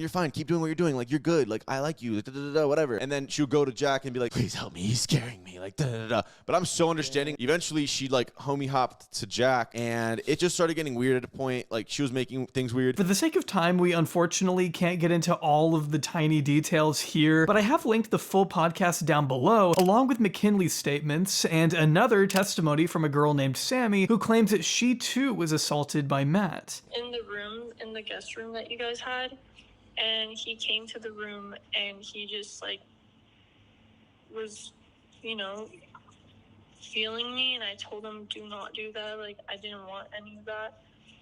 And then he was trying to like force himself on me, and I told him, I was like, stop, you know. What the f is happening, dude? And I pushed him off, and then from there I was like, get out of the room, or like I'm gonna wake up everyone and tell them what you did. And he was like, no. He's like, you wanted this, and I was like crying. I was like, I did not want this. He basically, Bro, this is like is everybody doing like their own version of Jeffrey Epstein? Like, is that what's going on? Like, I feel like there is a society is just filled to the brim with like Jeffrey Epstein's at the top, and then Jeffrey Epstein's all the way down, and everyone is just trying to do their own little version of Jeffrey Epstein in their own little circles. You know, sometimes people do it in Romania, other times they don't do it in Romania. They do it elsewhere. Like, what the f is this? This is stupid. basically like tried to molest me. Like he was harassing me, and like I told him not to do that, and he was still doing that anyways. Jack tweeted this video out, along with alleging the first girl Matt sexually assaulted was a girl named Sammy at my first house in LA. And nobody wanted to believe her because we all thought Matt, our friend at the time, would never do something like that. But after I hired him a year later and he lived with me, the same thing and worse has happened over and over again, and I have multiple other girls ready to come forward about it. Which led to a lot of people in the replies saying, you let an alleged sexual predator live in your house because he was your friend? Jack, if that's true, you know how that makes you look, right? You're saying this happened over and over and one of the girls was underage? I mean, this isn't just some light Twitter drama, Jack. This is really serious if true. Though Matt has always maintained it never happened, that Jack is only now making it all up because Matt is exposing Jack's cheeks. A really weird phrasing there. Jack actually tried defending himself here by saying some people are mad I didn't talk about these allegations a year ago, but not everything is meant to be handled on the internet. He spent the last year of his life trying to make me look bad, and I've ignored it. And it's time people realize the person he is. But I mean, why would that time not have been a year ago? Are you not just admitting here that you only went after him when he came after you? There is no way your lawyer would approve of you saying this stuff, Jack. This looks awful. Matt also showed that Jack's ex-girlfriend Grace was on his side, though McKinley was quick to write her off as, quote, the dumb that's still in love with her boyfriend who just wants to break them up. Unsurprisingly, Keemstar threw himself in the mix, as it was only a matter of time, and slammed Matt for lying that he was being paid by Jack, which is obviously a wild claim for Matt to just make up, though at this point, Matt began going after Jack for things like spilling alcohol on him in the club, so it just kind of feels like we've lost the plot here. I mean, what does this have to do with anything? At one point, Matt even ended up admitting to sharing underwear with Jack when they used to be friends. So I kind of got the gist that she wanted to move on to Jack, so that's why I literally asked her, like, I can give you up to Jack if you really want that, and she don't. Why is Keemstar hanging out with 20-year-olds? He's nearly 50. You know why, bro. Come on. Down, and she said that she liked me, she didn't like Jack. Jack's not even her type. In my stance, it's super confusing. This girl's telling me one thing, and then I have Jack and Logan telling me that she's scared of me. At the end of the day, how the f am I supposed to know that this girl's not liking me when she's literally telling me to my face that I'm fine and I'm doing everything fine and everything? I was asking McKinley, like, what's good with her? Like, do you want to get with Jack? Because if so, we share underwear, we can share girls. Well, we shared underwear back in the day. Of course we shared girls. Just, what? I hate everyone involved with this. Some of Jack's other claims against Matt include him abusing his own dog, being so disruptive and scary that they had to call the cops on him one time, with someone named the Kick Joker posting what looks to be the official police report from March of last year. Matt's only response to this was, what happens when your own friend calls the police on you? He was complaining to the cop, trying to get me arrested for nothing. I'm not exactly sure what nothing means in this scenario. I wish he would delve a little further into that. We had to call the cops on him once because he threatened to kill 2 of the girls and threatened to kill himself, and he beat the shit out of his dog that day. Body slamming his dog, punching the fuck out of him. Me and my friend Logan literally were about to beat the shit out of him. These is teenagers, dog? Bro, what are you talking about? These guys are all like, most of these dudes are over the age of 20. Okay, I think he's like 21, 22 or something. Like they're not like, they look a certain way, so you assume that they're like, he looks like he's like 16 and he acts like he's 12, but he's actually 20, I think, or 21. I thought he was 20. But the cops were there. The cops got there. It was an insane night. So much shit went down. And if this guy really wants to start, I have so much dirt against him, bro. So we have all the girls ready to come forward about you, bro. This guy, I like that this guy's just like holding on to like criminal information as like a weapon.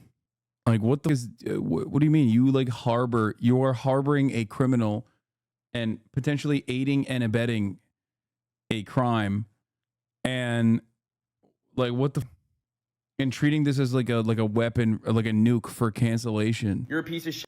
No girl ever wants you. Jack also provided this insane clip of Matt going absolutely ballistic, screaming slurs left and right, and supposedly being abusive to the girls who were there. I'm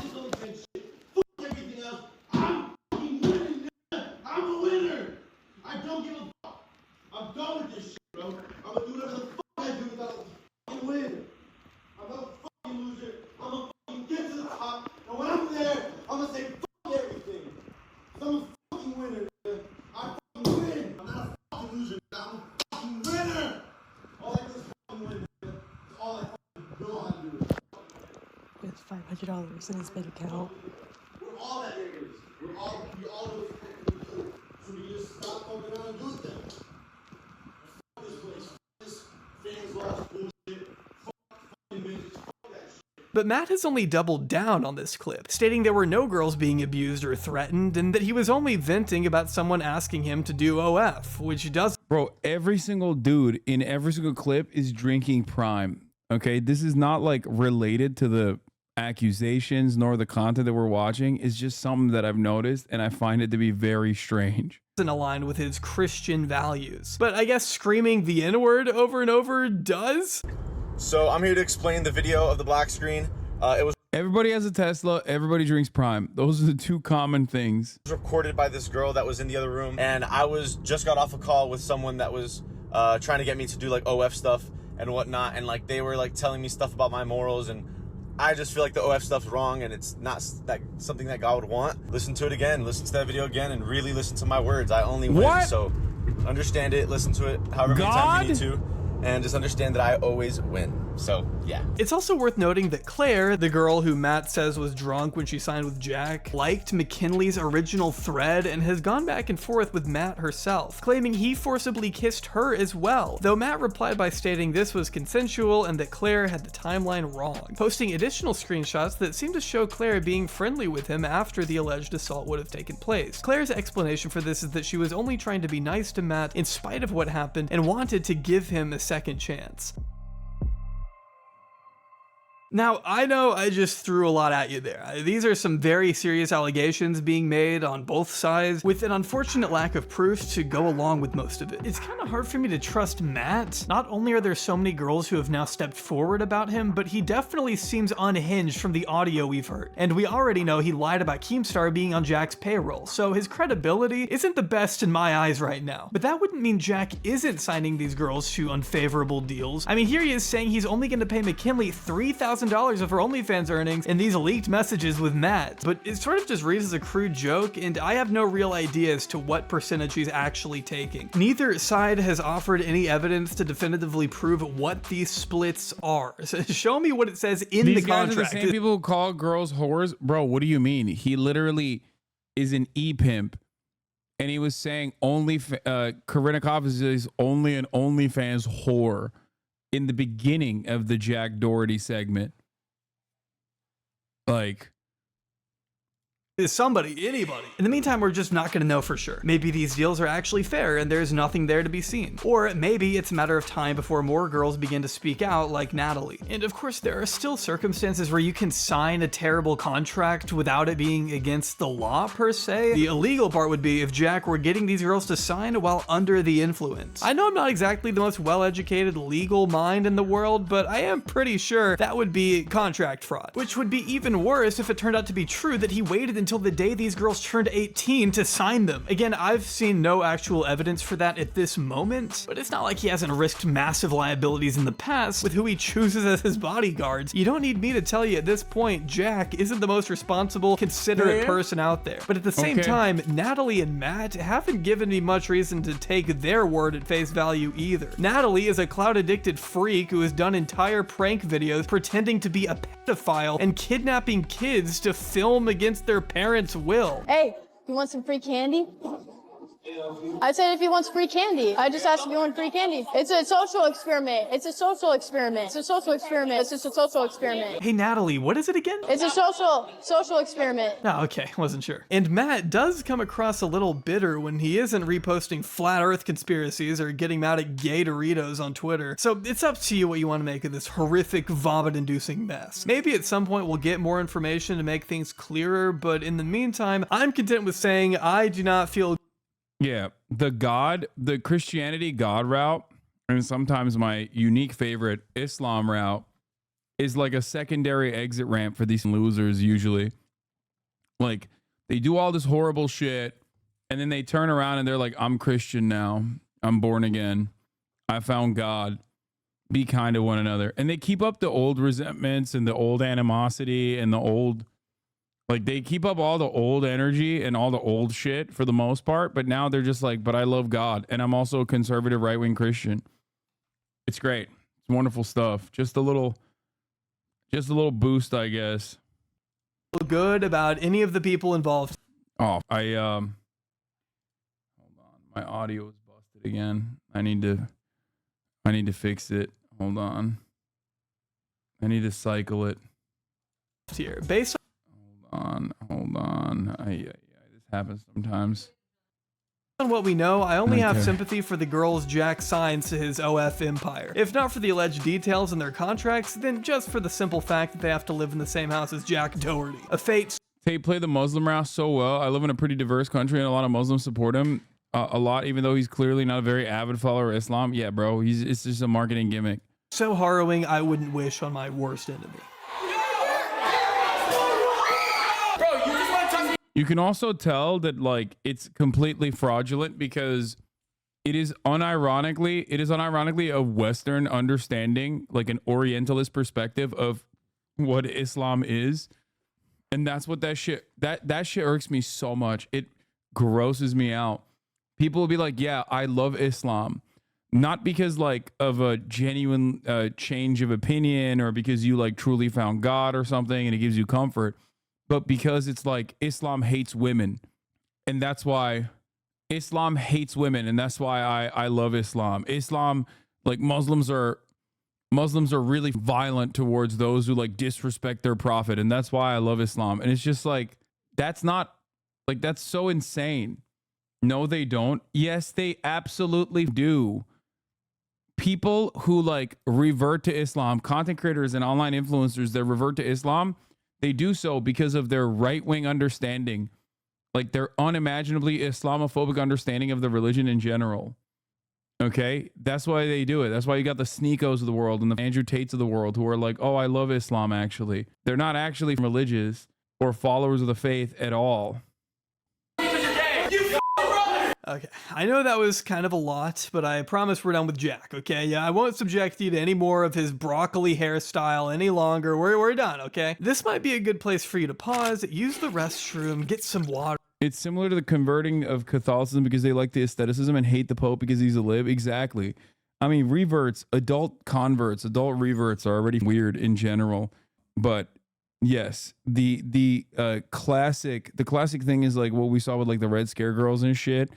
People basically saying that like they're Catholic now because they're based. Catholicism is based, and then like the Pope will come out and be like, being gay is cool, and they'll be like, oh, I hate the Pope.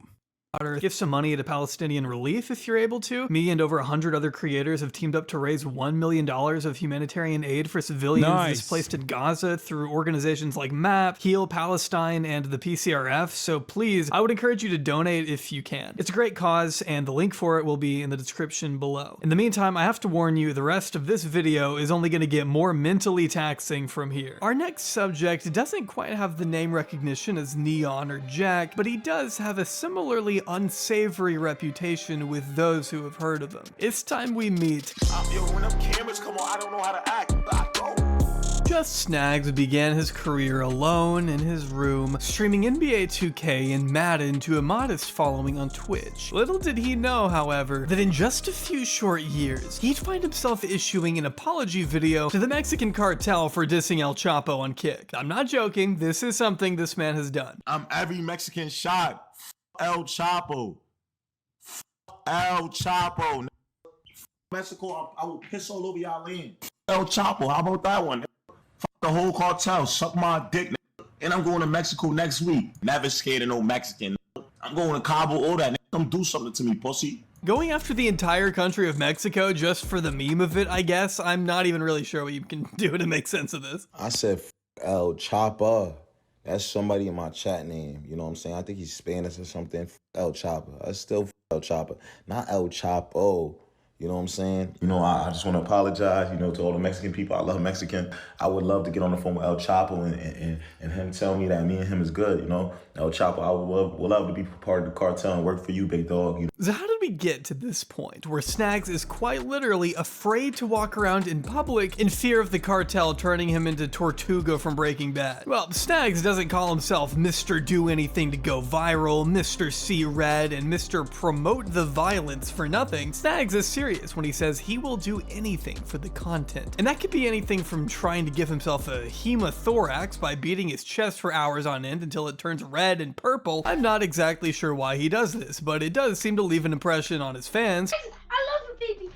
Rippy, Nazi, Nazi, Nazi, J-Red. Those same fans who don't seem to be over the age of 9, but also like to hear him say stuff like this, I guess. I want them to put their boot on my neck like George Floyd, you heard? I want to cop today, you feel me? I want to cop the stand on my neck today. That's my goal, man. I mean, most of his content consists of what I just showed you, along with dissing members of the New York drill scene, something that I don't even think his elementary school viewers could comprehend, but maybe that's beside the point. Daddy, you on ride, stop riding. I can't wait till I can see that little swing. I swear these gonna eat you, Snags is pretty indiscriminate when it comes to choosing his enemies. Those enemies include, but are not limited to, other streamers. Them Yeezys, I'm beating you out them Yeezys and that fake ass clothing. I don't care how many security you got with you. Members of the LGBTQ community. I'm gonna beat the shit out your ass. I'm every shot, I don't care. Fuck up. Ah, fuck your dick. What? Come here. What? Stop. Pussy. And of course, anyone unlucky enough to encounter him in public. As evident by the way he threatens random mall goers and tells his chat he's looking for someone to beat up. I hate that beer. I hate that beer. I'm on that. Let me grab that hand. I'm on that. Bro, what is happening? What the actual is going on? Bro, this is just like mental illness, I think. Like, what's the difference between the only difference between this dude and like the dude down the street from my house that like serially masturbates in public is that one of them has a camera on them while they're doing this type of shit. Like, it's the same exact activity. I'm not even joking. Like, he's just streaming it. I think that's the major difference. there's something to be said about a lot of content creators that like, look, a lot of content creators also lean into the stereotypical shit. Ultimately, the majority of the audiences in NA and in the West are white teenagers. So a lot of content creators will lean into like these stereotypes and specifically make a mockery not only of themselves but also the entire racial stereotypes. Like what do you call it? Like that one dude who will go out and just like, I mean, the fact that he's like saying like, I want a cop to kneel on my neck like George Floyd, it's just like it's like a modern minstrel show. You know what I mean? That's all that's basically what this is just like trying to get the gorilla dude who like literally used to call himself, I think, the gorilla or something, and then he had to change his name because everybody was yelling at him. It's very weird. It's very weird behavior. I think Neon does that as well. Grab that head. What is he laughing at? Get her, bro. This little ass girl. I'm gonna punch on her sister, bro. Don't care. I will beat both of them up, bro. I want to punch on niggas who got mad time left on this earth, bro. You feel me? But remember, guys, God moves him. Just trust in the Lord with all your heart. Before long, you'll be outwardly wishing death on all your acquaintances and being blatantly racist to complete strangers over the internet. Fuck that baby.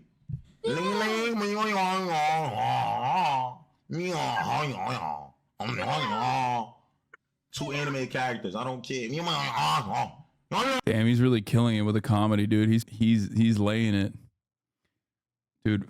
The state of comedy online.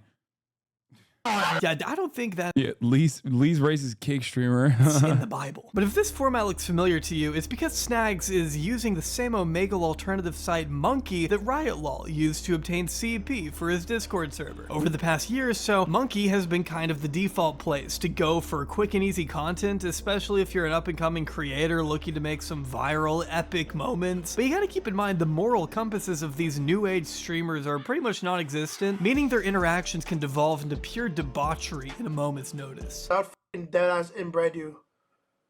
What? Yeah. How old are you? I'm 11. How old, Daddy? As far as Snags goes, there are literally countless instances of him going way overboard and just straight up harassing whoever he's talking to. I mean, my man is so criminally horny, he doesn't even hesitate to openly flirt with random women in front of an audience of, as we've seen, kids. I mean, they're young. Can I be right there? Can I be right there? Between your legs? Let me see something. Yeah, let me see something. Yeah, I will punish that little no funny shit. That's for me. That's for me right there. That's for me. That's for me. That's for me. You got an Instagram? But then again, it's not like Snags has ever stopped himself from including literal children in his quest to go viral, resorting to sexually harassing a 14-year-old girl in this disgusting and infamous clip. Can I play with that little 8th grade pussy?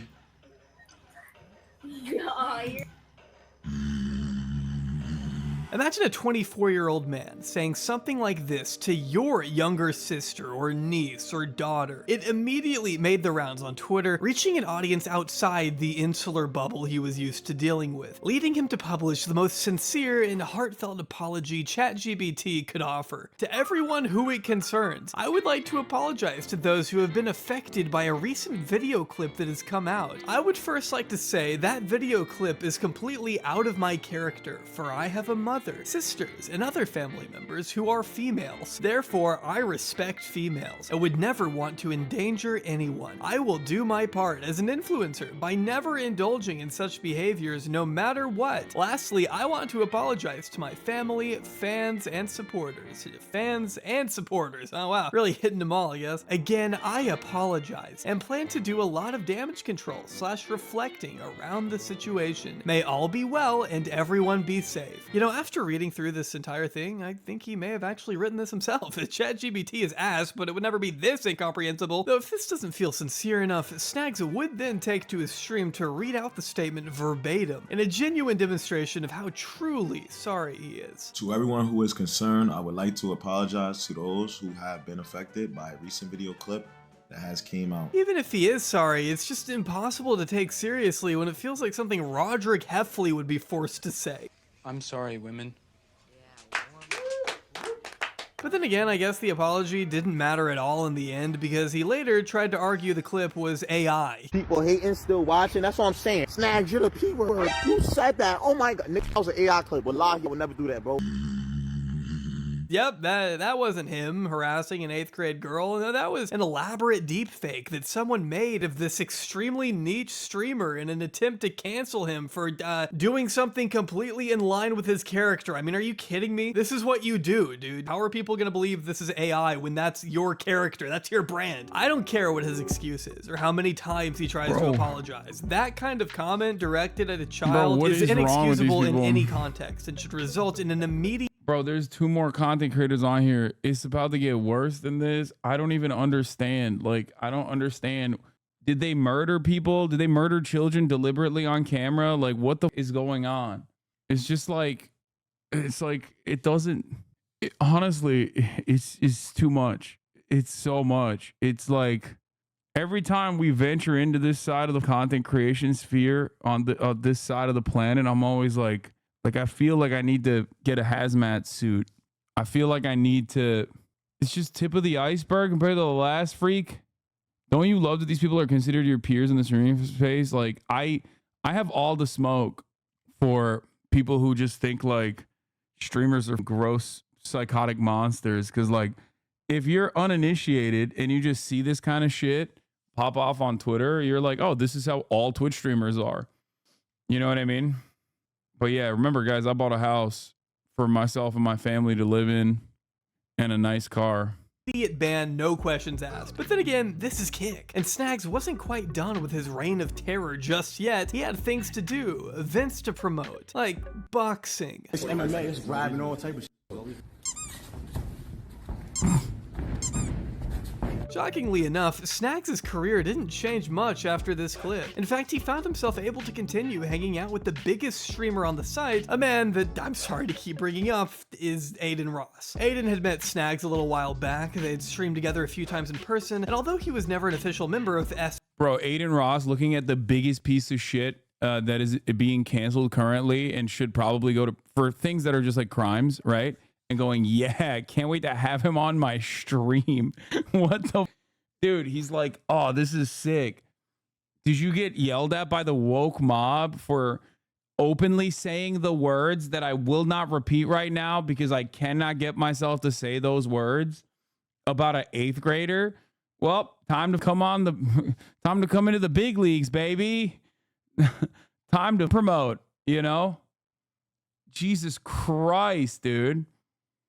It's like, it literally feels, like, oh my God. It feels like, oh, you guys notice the brand risk promotions behind him. Yeah, that was going to be the name of me and Will's podcast before Fear and Malding. Famously, there was a content creator who had a podcast that was inactive at the time. His name was Your Arab, I think, or something like that. That's right. Will and I were going to name our podcast Brand Risk. And Your Fellow Arab was like, bro, what the that's our podcast name. Don't do that. So then we were like, all right, you know what? You know, our bad. We're not going to do that. We don't want to go around. Everyone in my community was like, why are you trying to steal from a small content creator? Why are you trying to steal the name from a small content creator? Everyone in this community at the time was crying about it. Okay. Now, years later, I found out that Your Fellow Arab is like another one of these like I love God type guys who went to Haiti. Then I found out that he is also aligned with Aiden Ross. Then I found out that he actually was like hyping up the fact that he made sure we didn't use the term brand risk so that Aiden Ross could use it. Aiden is a better person than you. Please no ban. I will not ban you for saying something so funny. I actually will keep you in the chat as my little pet. Yeah. Yeah, that's right. He was like apparently flexing on a phone call with Aiden being like, yeah, we stole that from that gay ass Hasan. The name, like he was going to name his podcast that, but now you can use it, Aiden. That streamer is based when it comes to Palestine. You saw a random black dude on screen and immediately sent me a clip compilation of I Show Speed.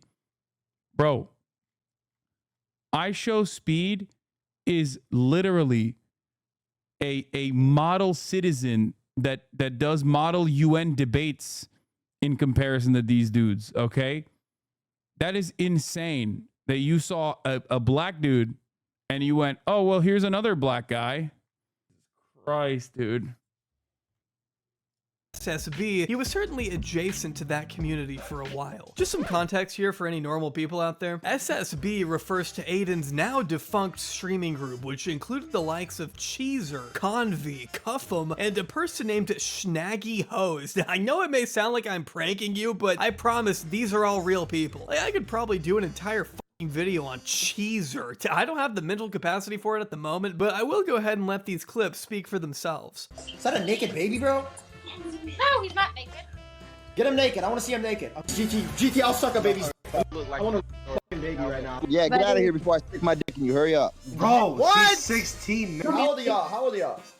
We're 16.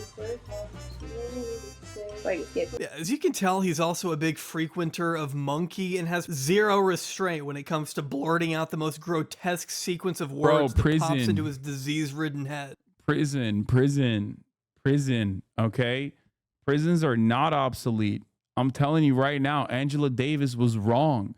Prison is not obsolete. Prisons are not obsolete, okay? Prison. One word, prison.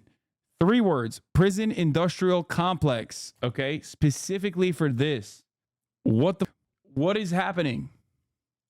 Sexualizing real babies and pulling out... we need to bring back like exiling people, okay? We need to bring back exiling people to a faraway island or some shit, okay? An uninhabitable island. This is why I'm an advocate for the Florida Project. Just send these guys to Florida and just wall it off, okay? Take everybody that don't want to be there out and then just wall that shit off. And then anytime someone's doing some fuck shit, it's like, okay, Florida. Like Florida, it's over. You're going to Florida. A dildo to trick girls into thinking he's exposing himself to them. My question is, why do you own that thing in the first place? Doesn't really make a ton of sense for someone so ardently homophobic. Why are you gay? Similar to Neon, Jack, and Snags, though, Cheezer strangely finds himself unable to take even a crumb of accountability when confronted by the literal co-founder of Kick. Instead, he just resorts to pointing out how that clip of him being a dumbass was actually just AI. Bro, on my life, I did not mean what I said. Half of it was AI, and the other one, it cut out before I could even give my context. Like, I'm sorry for what I said. On my life. Bro, how many of these... This is Aiden's guy. That's the thing, Eddie, real quick. That's why you don't do business with black people. And this is no offense to any black people in my chat at all. I respect y'all in a way too, because I low-key, like, I see what you do. He used you for money, Eddie. He didn't want to ever work with you long-term. He got what he wanted out of you. Which, listen, it's in their culture. I respect their culture. Everybody has different cultures. Like, white people, we do our own things. Indians do our own things. Black people have their culture. It's not no racy shit either. Bruce did what he had to do, bro. And he got the bag out of you. But, Eddie, what about me? Facts. I like that he's saying, like, it's not on some racist shit, okay? It's crazy to just, like, do AAVE while simultaneously be like, not on some racist shit, but facts. Here's some racist shit. The entire race of black people, it is in their culture to steal. That's what he said. That's crazy. Me. Woo! Goddamn. Streamers are going to use this defense. Does anyone actually believe? Does this have to do with that one guy who manipulated the girls on Kick to expose themselves? No, this one doesn't even cover that. There's apparently so much more of that out there. The fact that all these people are still out and about makes me that much more discouraged of the police. Yeah, dude, cops ain't doing nothing, okay? Leave it? Am I not understanding how dumb these fans are? I mean, who are you fooling? But this video isn't about Cheezer. We're still talking about Snags and his relation to someone with actual equity and Kick. See, Aiden figured Snags would be the perfect addition to the influencer boxing match he was in the middle of organizing. And suddenly, Snags found himself right in the middle of a highly publicized event that had the potential to bring his career of harassing strangers and children online to the next level. He fought 2 people, Big X and Cuff off him, beating both of them in an MMA style. How likely is Divorcelli interacted with any of these guys? I suspect that, considering that he's also a prominent influencer on the platform, I assume he does interact with them. I don't follow his shit. Why would I know that? Cage match and naturally elevating his status as a member of Aiden's entourage. While a more well-adjusted streamer may have been able to use this time in the spotlight to springboard themselves into more success, Snags was either too dumb or too unappealing to do that. He never signed an official contract with Kick and essentially went back to doing the literal only thing he knew how to do. Like, I don't know if he talks to these dudes, but it doesn't really matter. Ultimately, oh yeah, that's right. Aiden Ross and Destiny don't like each other, right? They had like a let him fight moment. Except it doesn't really matter. He has his own 2-hour documentary worth of shit that he's done personally, so. Making an ass out of himself on video chat. But instead of sexually harassing a teenager, this time Snags decided he was going to take aim at the deaf community. Yeah, it's about time someone... I like that guy said it's funny to be racist, and then immediately says some anti-Semitic shit. He's like, Aiden Jew Ross. Okay, bro, this ain't Kick, big dog. You will get banned here. Okay, you can't just fly around saying some idiotic shit. He still made you. Who the fuck are you talking about? Puts those guys in their place. Stop speaking sign language. All that silent. Bro, you deaf? I am actually deaf. No, you're not. Cause no, you do not, bro. Don't be with. Oh, shit, my fault. I'm going to have. Yeah, they going. Of course, some have pointed out that Snags didn't know this girl was deaf until after he had made his remarks, but that doesn't really make it any better because the rest of the clip is just him relentlessly bashing her appearance for no reason whatsoever. You not bad enough. Your nose, you got the beak on you. You look like you stink. Your hair look mad rough. Like, comb your hair a little bit. Yeah, you. And your lips. Why are you so mean? You dumb bitch. Look, your lips look mad dry. Your hands is mad fat. Again, very Christian move. This is another clip that happened to make the rounds with Dexerto, Drama Alert, Scuba Ryan, Clout Farms on Twitter, and before long, it even got picked up by the world's youngest flexer herself, Lil Tay. Imagine making fun of someone for something they can't control, all while being a pedophile at the same time, even including the original clip of Snags with the 8th grader, who in their right mind sets up the camera, starts a stream on Twitch, goes on Monkey, and says this to girls my age. Can I play with that little 8th grade, please? Pretty valid point there, I would have to say. Kinda hard to argue with anyone who might want to label him a pedophile when he's got clips like these floating around, but Snags was pretty quick to respond, defending his good name by going ahead and proving the exact point Lil Tay set out to make. Come to SB Island, Lil Tay. Let me show you around SB Island. Man, how do you expect to beat the pedo allegations by telling another 14-year-old you're going to take them to Epstein's Island? And he does not let up. Tunnels. I want you to take the tunnel entry. Take the tunnel entry. Whatever happened to respecting and not endangering females, Snags? And don't tell me you didn't mean what you wrote in that apology. Snags repeatedly threatened. Yeah, I don't get it. He has female mother and a female sister and a female niece. This is shocking to me.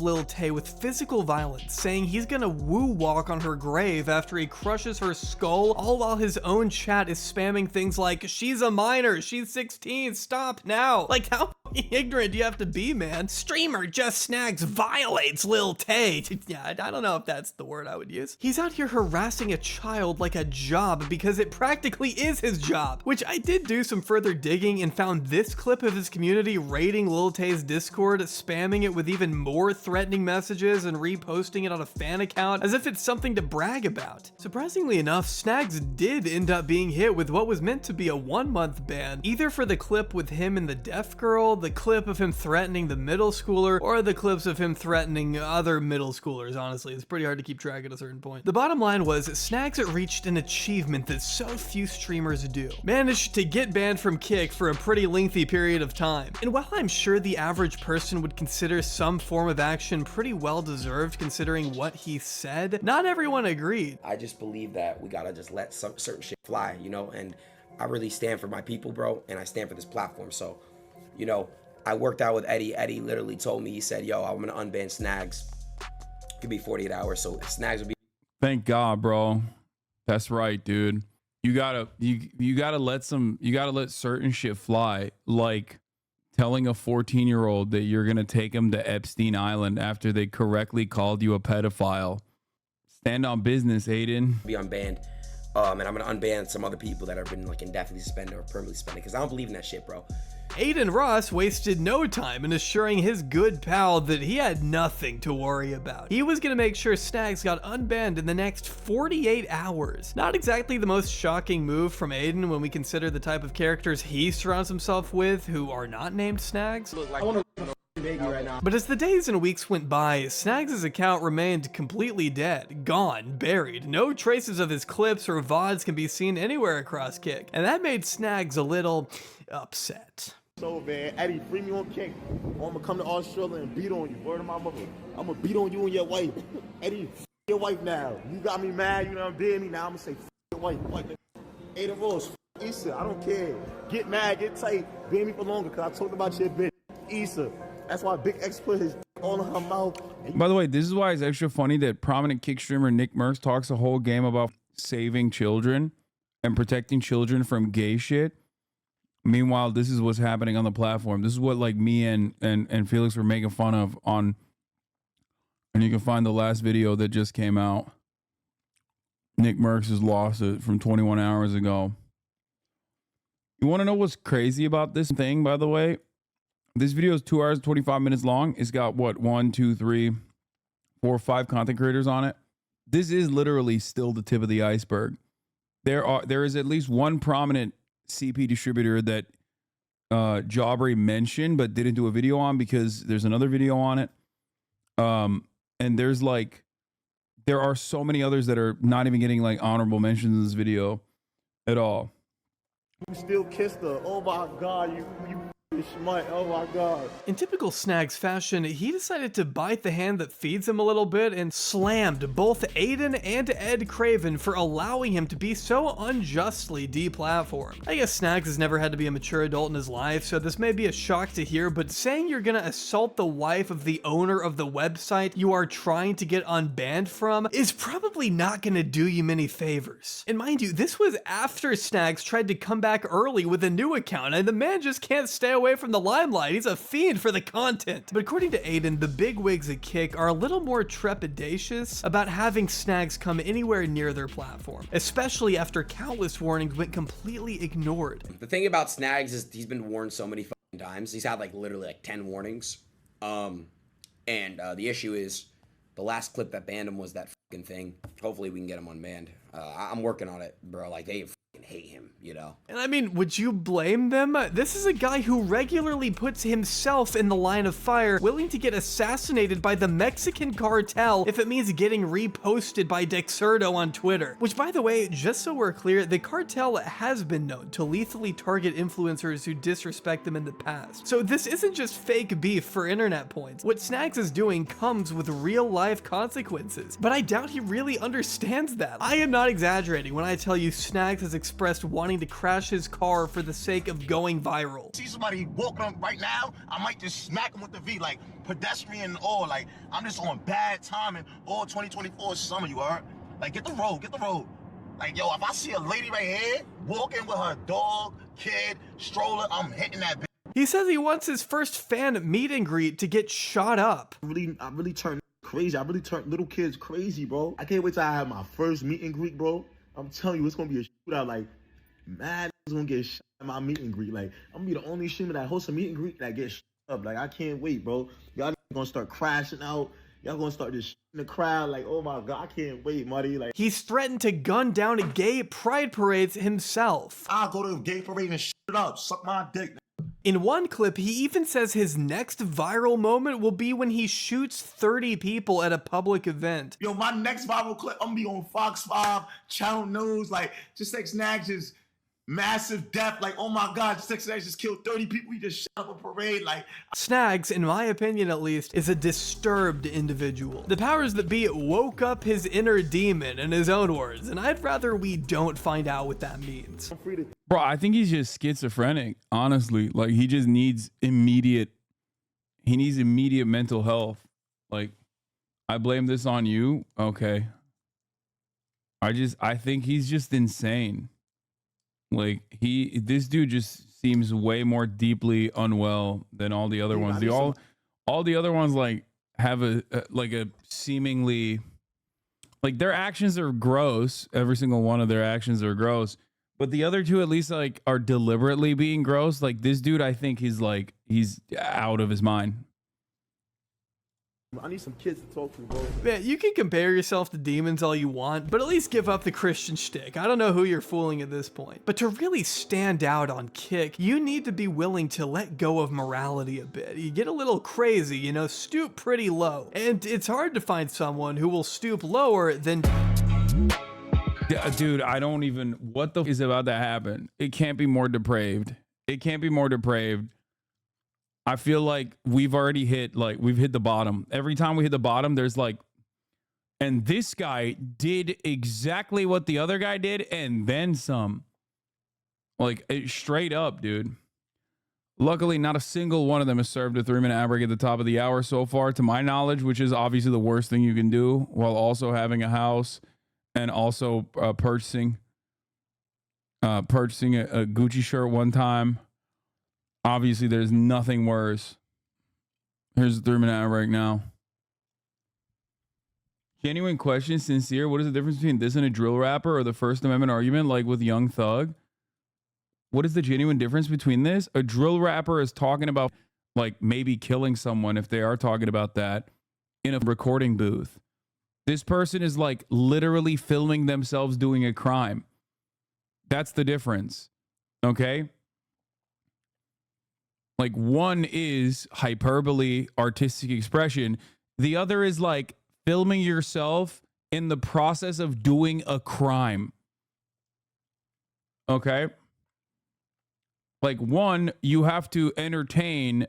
For one, you have to entertain that it's fiction. The other, we know, is not like a controlled environment. It's an uncontrolled environment against a random person, either online or in public. Do you understand the difference now? I hope you do. Chatter thinks Lil Mabu has killed people. Yeah.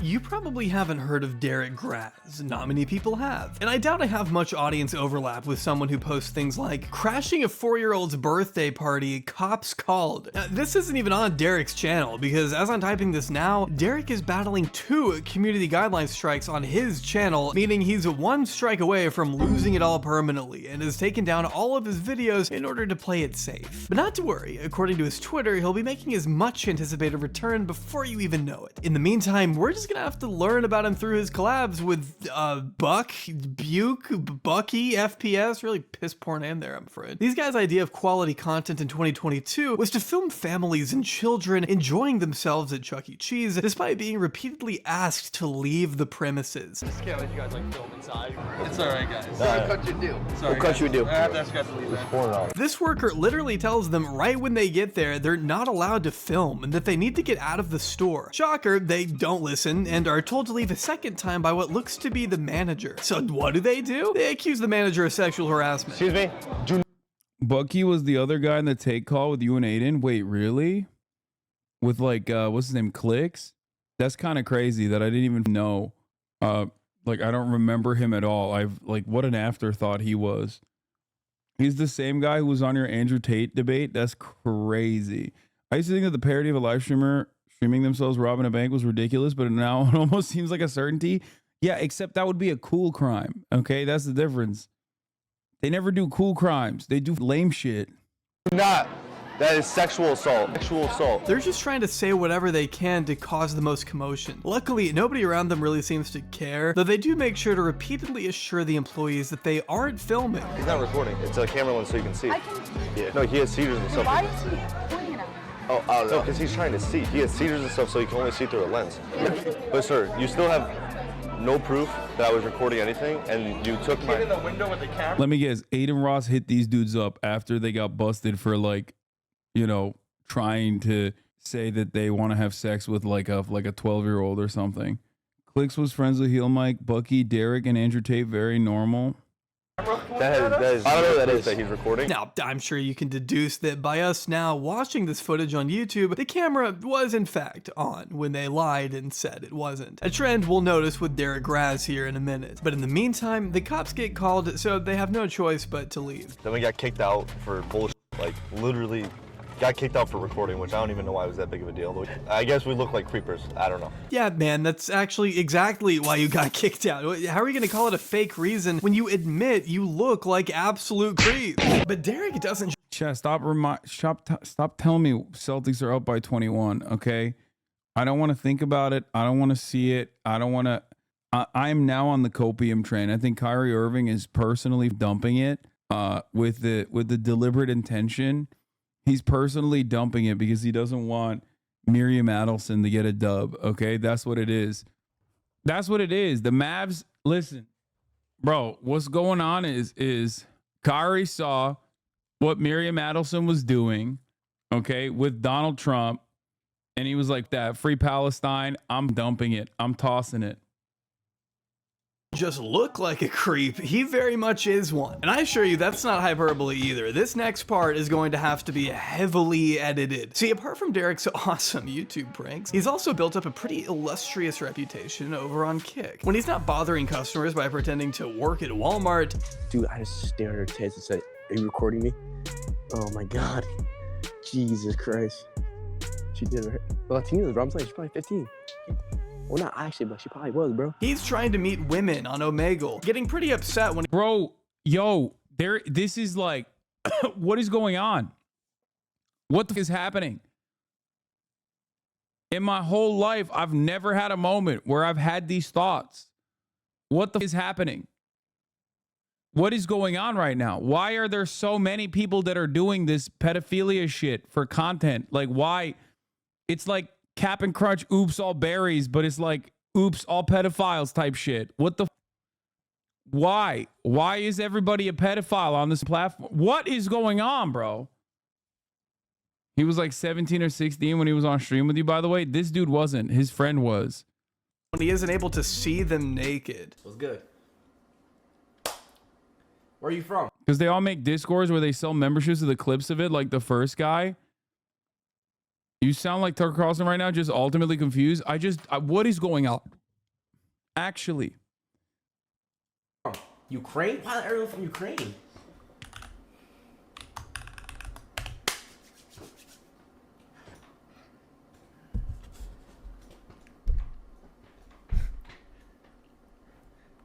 No, bro! You fucking serious? Damn, bro! I was about to do goddamn titties! You may have noticed Derek didn't even ask the age of this woman before firing off the word tits in the chat and panting like a dog. I'm censoring her for this video, but just know she didn't look particularly old to me. And that's just half the problem. Derek asked this random girl to expose herself to his chat without her having any clue that she was on stream in front of 1,000 people on Kick. Thank God it timed out before anything worse could happen, though he sure doesn't hesitate to find the next available campsite to quench his unending thirst. Bro, I'm not paying for that shit. Hook it up, mate, easy. What is this?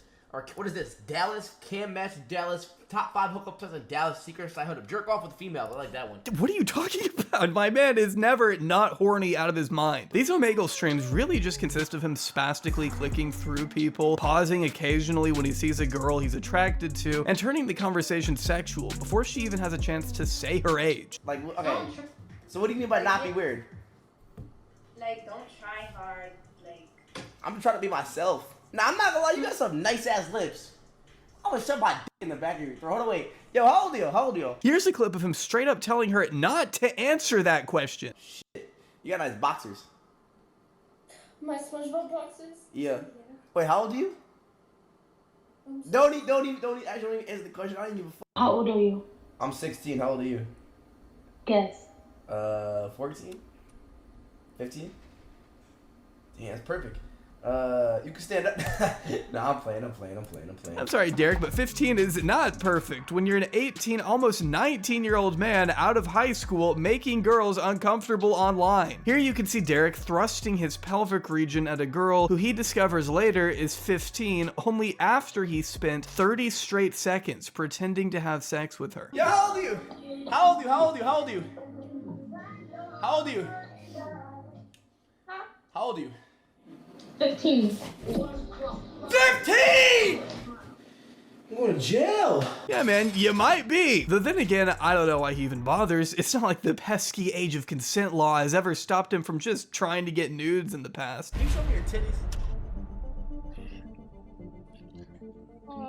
Okay, why not? I'm because I never because I want to just see, I just want to see him. How to see him or not. How old are you? There will be Netflix documentaries made by this down the line about like a website that was so illegal that like no one understood how it was around for the period of time that it was around. Like this is like Netflix tier, HBO docuseries, all the victims get together, do a class action lawsuit. Like what would happen if you took everyone that is banned from every other platform and just put them into like a live streaming situation where you told them there's no holds barred, you know what I mean? No rules, no restrictions, no nothing. Go off, kings and queens, go wild, do whatever the f you want. This is like, bro, back in the day, this was like the dark side of the internet. Now, not so much. Do you understand what I'm saying? It's like there is a 4chanification of content online. I've talked about this a little bit about TikTok and how like people use terms like even looks maxing, like a lot of the PUA, Red Pill, incel terminology is now like mass adopted, mass used. And I feel like this is the other side of it. It's just basically like 4chan, uninterrupted, unrestricted, let loose as a streaming website. I'm 24. How old are you? 15. So can I see him or not? Or here, where he's ecstatic to find out this young girl is only a short drive away from where he is. Never mind the fact that she's 15, why should that stop them from meeting up in person? You're hot too, you're hot too. How old are you? 15? Why? 15? What state are you from? Texas? Texas? Yeah. Wait, we're in Texas. We're in Texas. Dallas, Texas. You're in Dallas? Mm-hmm. Oh! Hold on, let me see. Wait. Age of consent in Texas. Let me see what's going on here. Wait, 1 sec. 17? Like, you're the first person I ever met in Texas, so let me get your Snapchat. I'm in Dallas, too. You can pull up or something tonight. Here. You can get mine and hers. No, Right, bet. I don't know how else to describe it other than straight up predatory. I mean, you are a danger. Bro, it's so funny because this website also features like another perma-banned content creator, Vitaly, who like sets up these pedophile Chris Hansen style like To Catch a Predator ass things. And I don't understand how both of these things can exist on the same platform. Obviously, he does like a lot of weird shit on his own, even on the To Catch a Predator style streams that he sets up. But like half of the lineup on the platform, just like look up or look down on the user list and you can catch a predator, bro. What is going on? To the children and just the women in general on these sites. Bro, your dick is not that big, little boy. Let me see it. Let me see it. Let me see it. Let me see it. Let me see it. Let me see it. Let me see it, because you capping. Not you dead ass capping. Let me see it. Hey, this is my cat. I know. Huh? Yeah, this is my home room. Yeah, that's my room too. I didn't ask for your room, bro. I said let me see your dick. Here he is asking an 11-year-old boy extremely sexually charged questions, like if he's ever had sex, ever masturbated, gotten an erection. I mean, he just keeps going. You get pussy or not? Vitaly just does it for clout and money, which is pretty sick for a serious thing. Dude, that's what most of those pedo hunter content channels are just like run by psychos themselves. That's why there's like famous meme on Twitter where it was like, oh, we got another pedophile. And it was like, I don't know. I don't know who's the pedophile in this picture. Like, you have to describe to me, like, who is the actual person? Who is the predator? Who's the one who caught the predator? I'm actually shocked. I thought Vitaly like went to prison, didn't he? Like, I must be misremembering. You know, like I literally didn't he? Wasn't he supposed to go to jail or some shit? What? You get pussy? No. Nah? No. Okay, wait, so how old are you?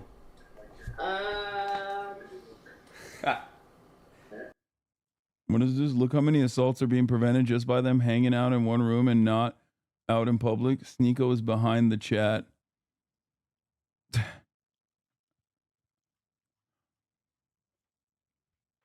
Oh my lord.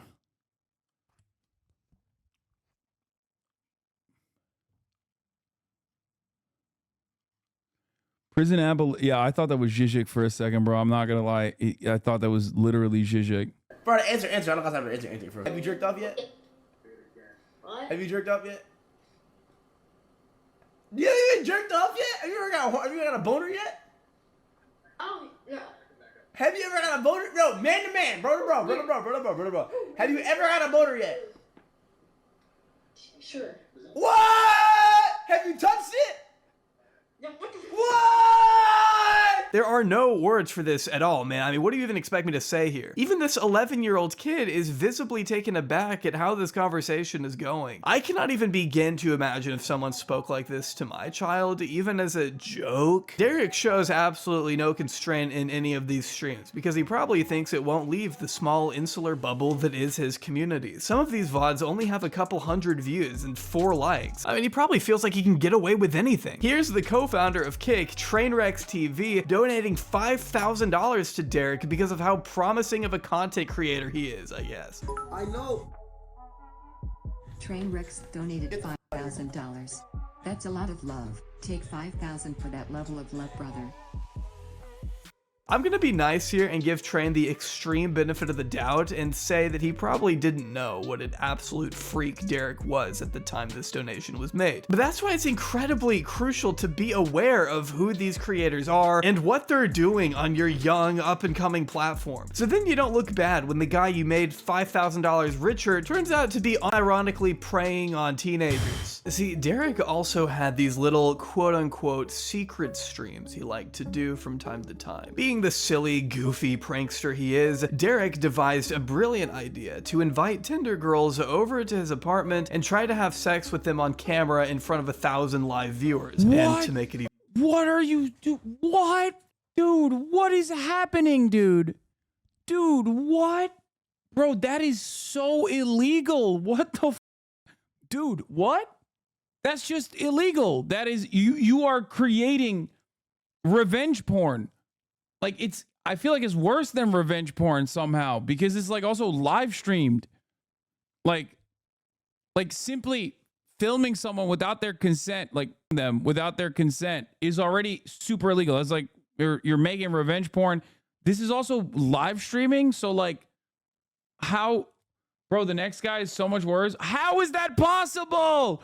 I don't know if I want to understand how that's possible. Even worse, these girls had no idea they were being filmed. On the 2 occasions he did this, neither one of the girls were told that they were effectively creating porn for a live audience on Kick. These girls traveled all the way out to spend time alone with a person they thought was genuinely into them, only to have their intimacy exploited for views without their knowledge or consent. Which is why I will not be showing you a lot of the footage from these streams, as to keep this all extremely private as possible. I can't even fathom the trauma that would come from finding out your body had been so grossly used in this way, but I will show you the beginning of the stream so you can get a sense. I don't get it. How is this not illegal? Like I just don't understand. Like, how is he streaming this shit? You know what I mean? How is that even possible? How is he literally streaming this shit? This is definitely illegal. Texas? Nah, dude. No way. No way. There's no world. There is not a single state. No, if it's in Florida, it's a 2-party consent state. If it's in Texas, it doesn't matter. Like, the 2-party consent is for like recording certain things, okay? You cannot record someone without their explicit written consent. You're mistaking like a phone call or some shit for nah what this Derek is had in mind here. This girl's coming over. One of my friends was on my account, on my Tinder account, made me a Tinder account, and so he basically matched with this girl. I literally have no clue what she looks like. I have no clue she looks like. She didn't come over. This is my first time meeting her too. Watching Derek frantically move around the room in search of the best possible angle for his chat to see him with the victim is so truly grotesque. He even says out loud that he's going to hell. All right, so we'll be like, should we be like chilling like on the couch or like the couch? All right, let me think. She'll notice, but I feel like girls are stupid. I'm going to hell. I'm going to hell internally, bro. I'm up. Wait a second, bro. Oh, this is so bro. Going straight to hell. I don't care, honestly, at this point. It's fine. Straight to hell. You're going straight to jail, bro. What the fuck? How is this legal? Is that good enough? Okay, is that good enough? No, so pity. This? Wait. I'm going straight to hell, bro. I ain't gonna. If you have to say over and over to yourself that you're going to hell as your chat, I know. You don't have to literally be a bunch of narc ass hall monitors, bro. I know. I understand. Shut the fuck up. Jesus Christ. Preparing to do the thing that will get you in hell, then maybe just dumbasses in Hoscourt immediately have to be like, shut the fuck up. Okay? Shut the fuck up. I know. Jesus Christ, dude. Now you're giving like literal clout and also additional life reviewers to a Farik. Just don't do the thing. You don't have to do it. You know that, right? That little voice in your head telling you you're going to hell is called a conscience, and it's okay to listen to it sometimes. But of course, he doesn't do that, and would instead prefer to listen to his chat send TTS messages instructing him what to do with the victim. Set up the camera like a what's it called? Like a hidden camera. I'm gonna have my hoodie up. Like this, and I'm gonna have the headphones, bro. I'm gonna have the headphones in. And every single TTS, every single donation, like with the TTS, it's gonna like, so you have to what to say and say what to do, bro. You know what I'm saying? If she's chopped, I apologize. If she's hot, then it's fucking lit. He's not exactly hiding any of this. He's pretty upfront about what he's doing, despite that stupid, smug little wink he gives the camera as he tries to say the girls are all in on it and it's all fake. She's coming. I'm gonna set the camera up. She knows it's a skit. It's a script. She does know I'm streaming. We know it's not fake because no two people would ever be able to pull off such an awkward performance without it being organic. The two are just kind of stiffly sitting on the couch while Derek attempts to goad her into something sexual, asking increasingly charged questions, pulling down his pants at one point, leaning back and expecting her to start giving him head. I mean, it's just awkward and I'm sure beyond terrifying for the girl.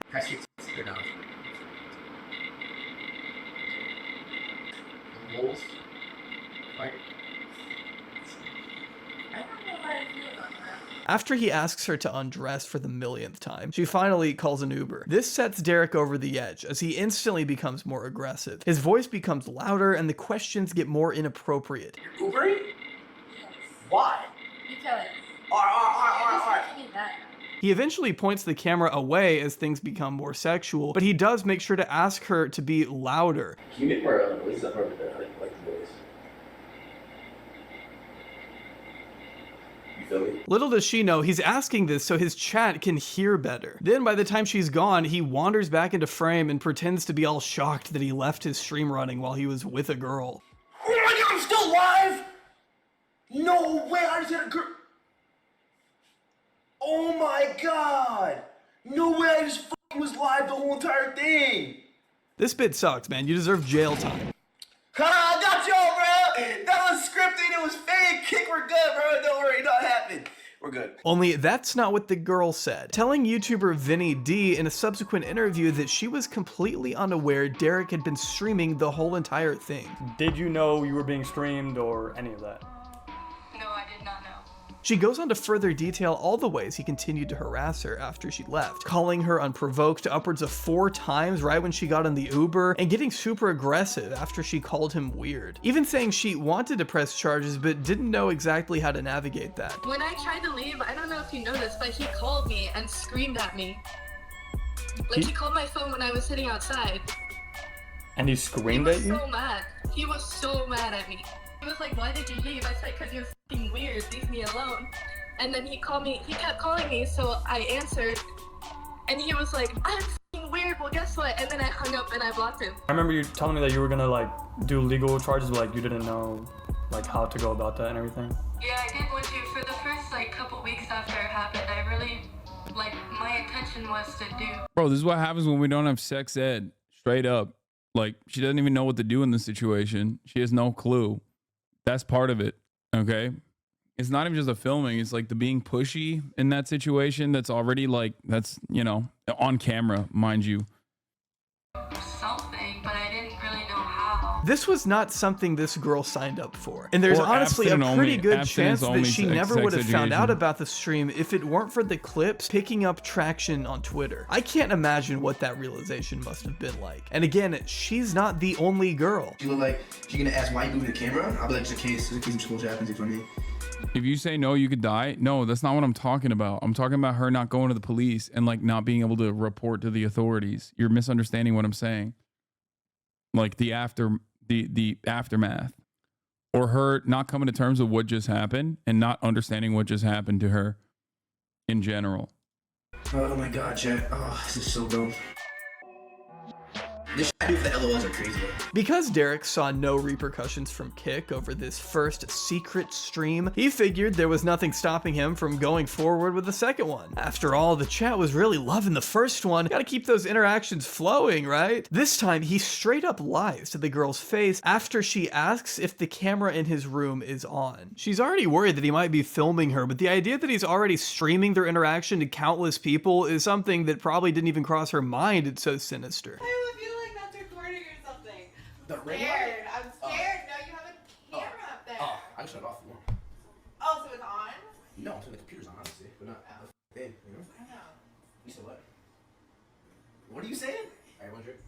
Derek's able to lie here and calm her nerves at the beginning, which only leads her to a false sense of security. She feels like she can be vulnerable to this man because he's being so personable to her face, but it's all a depraved act so he can hopefully get a viral moment out of the night. At one point, she even feels safe enough to change clothes in his room, as long as he turns the other way, which tells me that she still had her reservations for being there and couldn't fathom the possibility of hundreds of people watching her change. Derek is kind of covering her up during this part, but if you read the chat, everyone is in there still watching it very carefully to see if anything shows. The whole stream is a nauseating breach of privacy and a complete disregard for laws and morality. I hope this girl is able to sue Derek for everything he's worth. He lied to her about the camera being off. I mean, you can't do that and expect there to be no consequences. Believe it or not though, Derek did face some mild consequences for these streams eventually, okay? It didn't happen immediately. It took some time, but I guess Kick finally got the memo that, hey, Derek Graz, the guy who recorded those women without their knowledge, yeah, you should probably be banned. So the second his actions had any impact on his bottom line, I guess Derek decided to finally address the situation, which he did recently in a 30-minute video titled "A Kick Streamer Who Has Been Falsely Accused." The streamer in question, of course, being him. He also just ripped this thumbnail straight from the Asher show, who had called him out for this behavior just a couple weeks prior. Not sure Derek's thought process behind that one. And before we dive into the video itself, I think the description might give you an idea of where this is going. I am a 19- That's so funny, bro. That's crazy.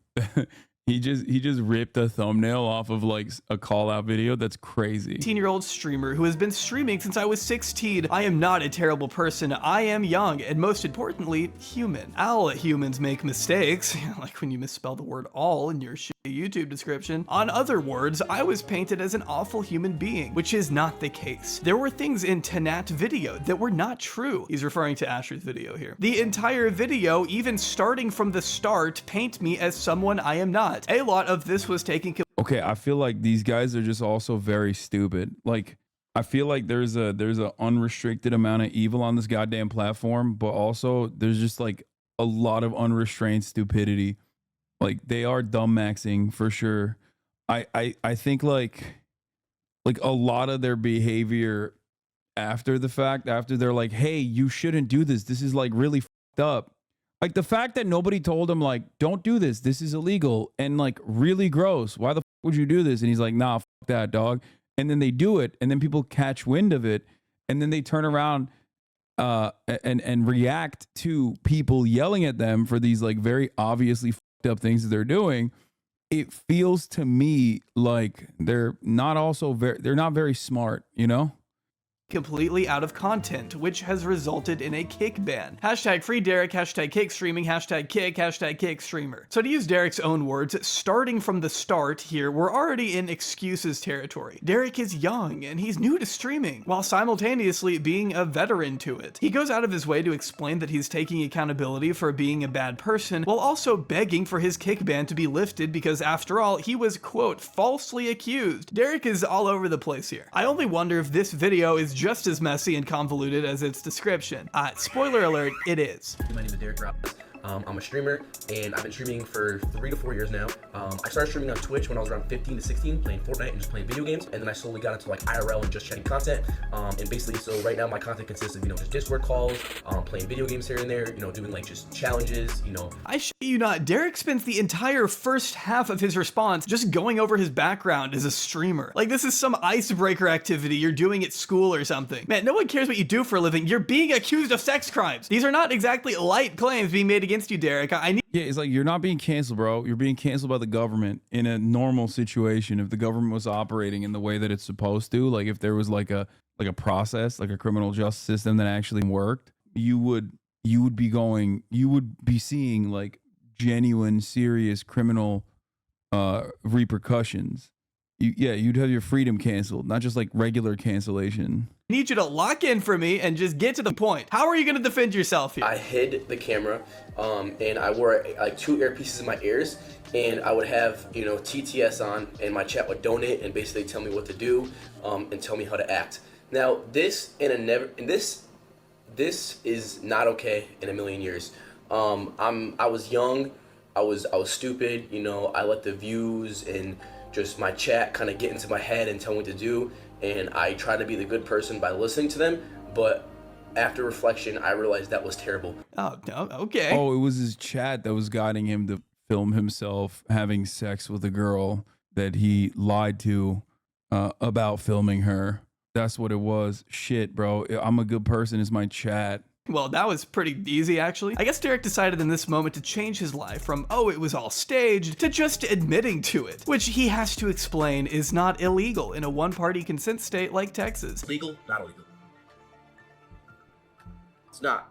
It's a one state film consent in Texas, but that doesn't matter. But what this actually tells me is that Derek doesn't know the law, because when we look at Texas Penal Code 21.15, we see that unauthorized recording, photographing, or transmitting visual images of another person without their consent is prohibited when they have a reasonable expectation of privacy. As we witnessed earlier, Derek straight up told one of the girls that the camera was off, leading me to believe that she had a reasonable expectation of privacy when she made out with him, changed clothes in his room, etc. Both of these girls were fully unaware that their privacy was being breached. I'm not sure if Derek understands the potential legal consequences of what he did, but he is admitted— Here, what is this? Ned Barnett. Improper photography in Texas.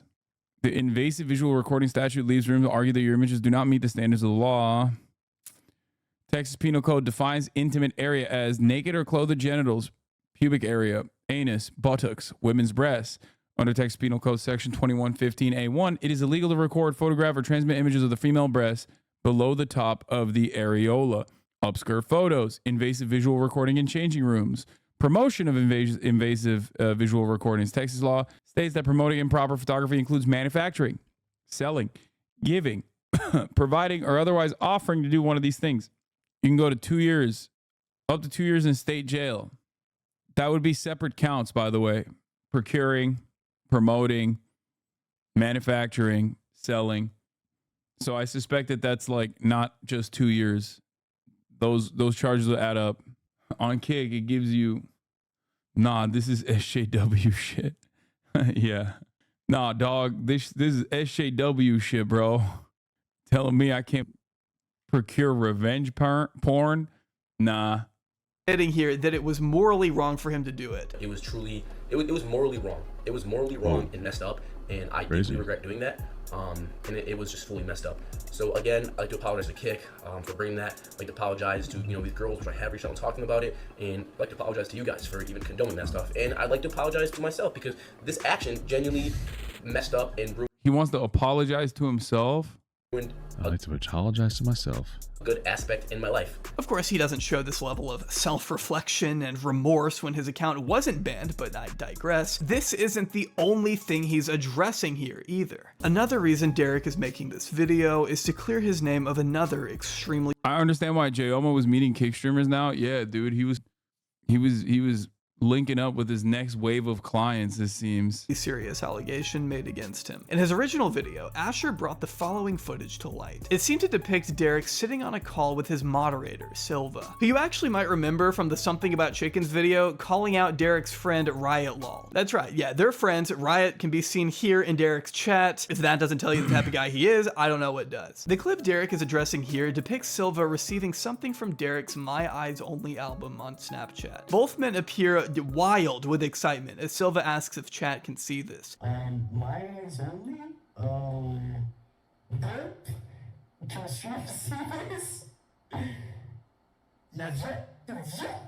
Yeah. Yeah, I heard. Oh, what the f?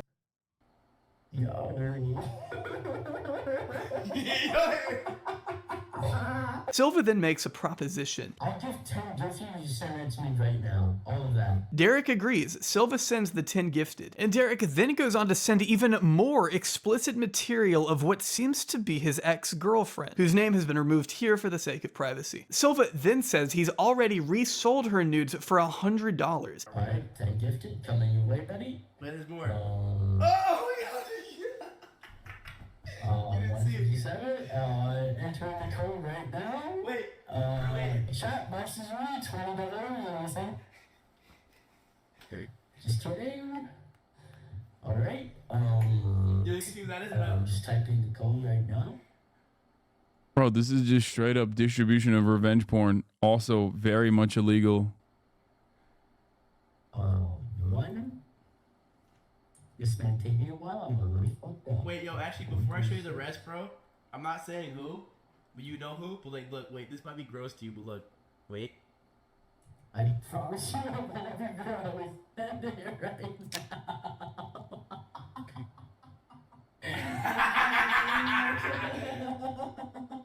Yeah, I just flipped all those news for like $100, so. That's true. No, dude, I don't give a fuck. Yo, I'll send you all. Oh, why am I doing? Derek repeatedly says things like, I don't give a f, this is gross, but check this out, laughing hysterically as they take turns commenting on the illicit material. Derek says he wants to send him even more after he leaves, before showing the chat that he does in fact have the My Eyes Only tab open, then playing audio from another one of the videos Derek and Silva were looking at. Concerningly, at one point, Silva asks Derek, is that a 12-year-old? And remarks Derek's a sicko, as the two continue to laugh and laugh. See my screen?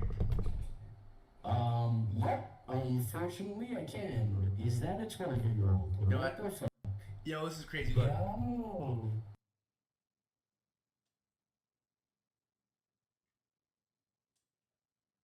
Yeah. But Silva may not be the only person involved in this, as YouTuber Vinny D discovered these screenshots from Derek's Twitter group chat and Discord of people discussing the nudes and how they can get a hold of them. Vinny also managed to provide this audio depicting a guy by the name of Jonathan distributing the material to others, commenting on the girl's appearance the whole way through. One is 30 seconds. 30? Damn. You really only need 30 seconds, huh? One's a minute. The other one is 32 seconds. 32 What the seconds. fuck is happening? To you? Discord or not Discord? Snap. Oh, Snap, man. I've always thought it's flat as shit, and these videos proved it right here. Like, it's bad how hot she is. She's actually flat. Oh, fuck yeah, she's literally like a pancake. Derek's actually delusional as fuck. Legit. Like, it's actually bad. But he kept saying, he was like, yo, hold up. He was always like, it's definitely got the yachts. I was like, she just not rich. Bro, dude. He sent me a video of her twerking. It's literally a scaring boat that she's twerking. You know the Minecraft skeleton voice? It's literally God. Wait, so Max, what would you do for it? What's that? Hey Max, what would you do for it? I guess nothing. Guess he doesn't want it. Yeah, I guess he doesn't want it, buddy. Yeah, so like I said, Jonathan, my DMs are wide open. If this wasn't bad and illegal enough, there is also reason to believe that the ex-girlfriend was underage in the clips being circulated, meaning Derek, Silva, and anyone else with possession of this material could be in serious legal trouble if it ever went all the way to court. Again, I won't be publishing her name, but as the YouTuber Streaming Spotlight reports in his video, she does have a birthday listed online as 2005. She's 18 now and supposedly hasn't had any interaction with Derek since she was at least 16. Still, that hasn't stopped him from trying to sell her possessions over Discord. You can see here he's listed her underwear, necklace, bra, hair, notes, necklace, chains, and bracelets, all for his community to purchase. So that's the second thing Derek is responding. Yeah, that's all of a sudden the procurement, distribution, and even having this material, even seeking it out, is a lengthy prison sentence, like way more than what we were talking about, like the improper photography charges in the state of Texas. That is, you know, that's just revenge porn and also child pornography. That is incredibly illegal. Holy to in this video. But unlike the first claim, Derek is going to be denying this one. Let's find out what he has to say. So basically, about a month ago, I was in Florida and I had my How are these dudes still streaming? Like, they should be gearing up for a serious lawsuit. Like, I genuinely don't get it. Like, they just think that like nothing, no legal repercussions will come out of this. Like, I actually don't understand it. Like, editor, my filmer, and my friend. And he basically was filming for me, editing my videos, and I took him to Jack Doherty's house, right? And me and Jack Doherty got into a altercation. I was kicked out of Jack Doherty's house, and Jack, you know, told my friend, my cameraman, my editor, that he would give him a job to not leave the house and leave me alone, whatever. So I was left outside. I was just I was like 45 minutes away from home. My phone was at 1%. I was fully embarrassed because this kid just took my friend in my filmer on stream. So Jack never hired him for the same exact reason that I'm about to tell you. So this filmer and editor was extremely mad at me. He has been constantly harassing me on Twitter, on Discord, on YouTube, on Reddit, trying to frame me for this exact claim. Another account was made, another account was made, another account was made. So this claim has been coming from someone who's been harassing me and trying to take me down. He's out for blood for me for no exact reason. Okay, so to summarize everything he's saying here, he argues this claim is illegitimate because it came from a former disgruntled editor and ex-friend of his who now works for Jack Doherty, I think, or used to, I don't know. The only thing I care about is whether or not Derek was actually selling nudes of his underage ex. But Derek does eventually explain that the girl in the videos he sent to Silva was actually not his ex-girlfriend at all. He was actually sending an OnlyFans sex tape he made with a different girl by the name of Bella. I had sent my friend in this very misleading clip was a OnlyFans tape that was supposed to be posted on OnlyFans, right? So if we go back to about right here and this clip right here, I had sub goals, right? So basically sub goals is when someone subs, it gets like the mark or whatever, and like do the challenge. So basically at 500 subs, we would release our OnlyFans tape, right?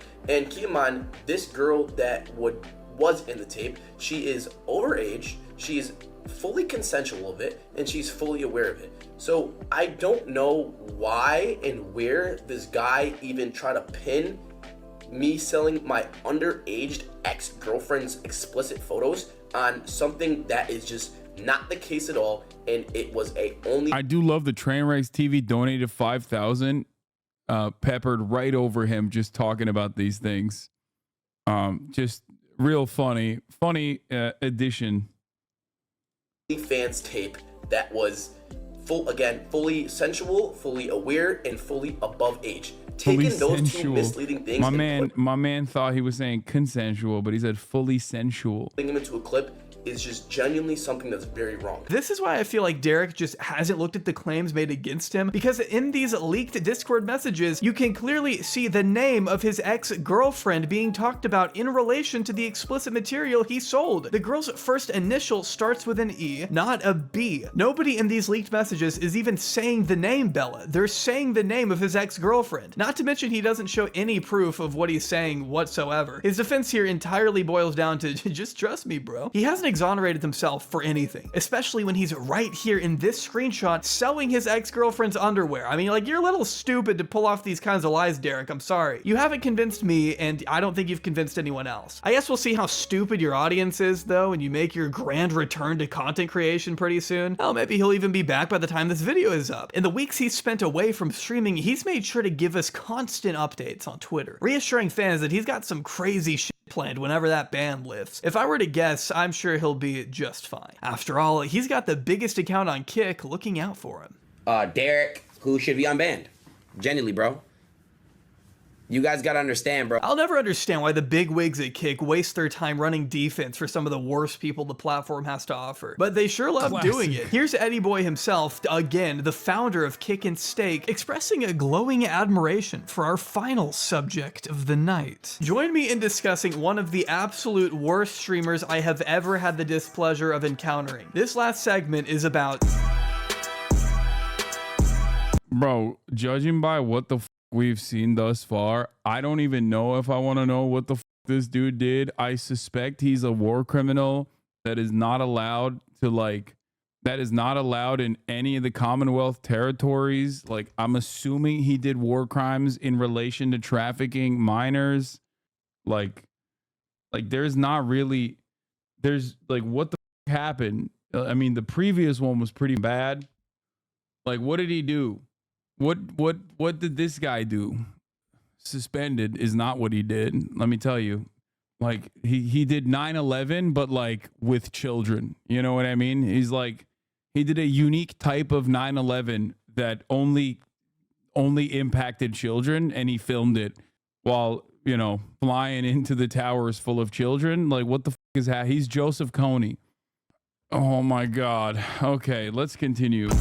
Again, Suspendus is someone I don't expect you to know, but by the end of this video, I promise you'll wish you'd... Okay, first of all, this bro is like 45. I mean, what the the other ones are like dumbasses, and obviously that doesn't absolve them, but like, this is crazy right off the jump. And he's in Japan, all the red flags.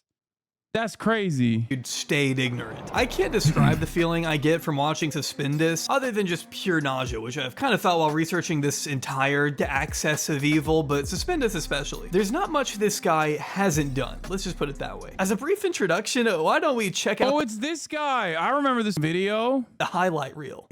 Yo, don't touch my shit. Don't touch me.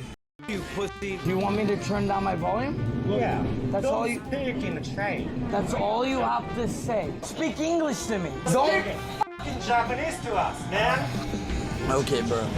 I mean, I'd smash a 6-year-old, bro. Why not? Some of them are hot. Like Japanese ladies, they keep themselves nice as shit.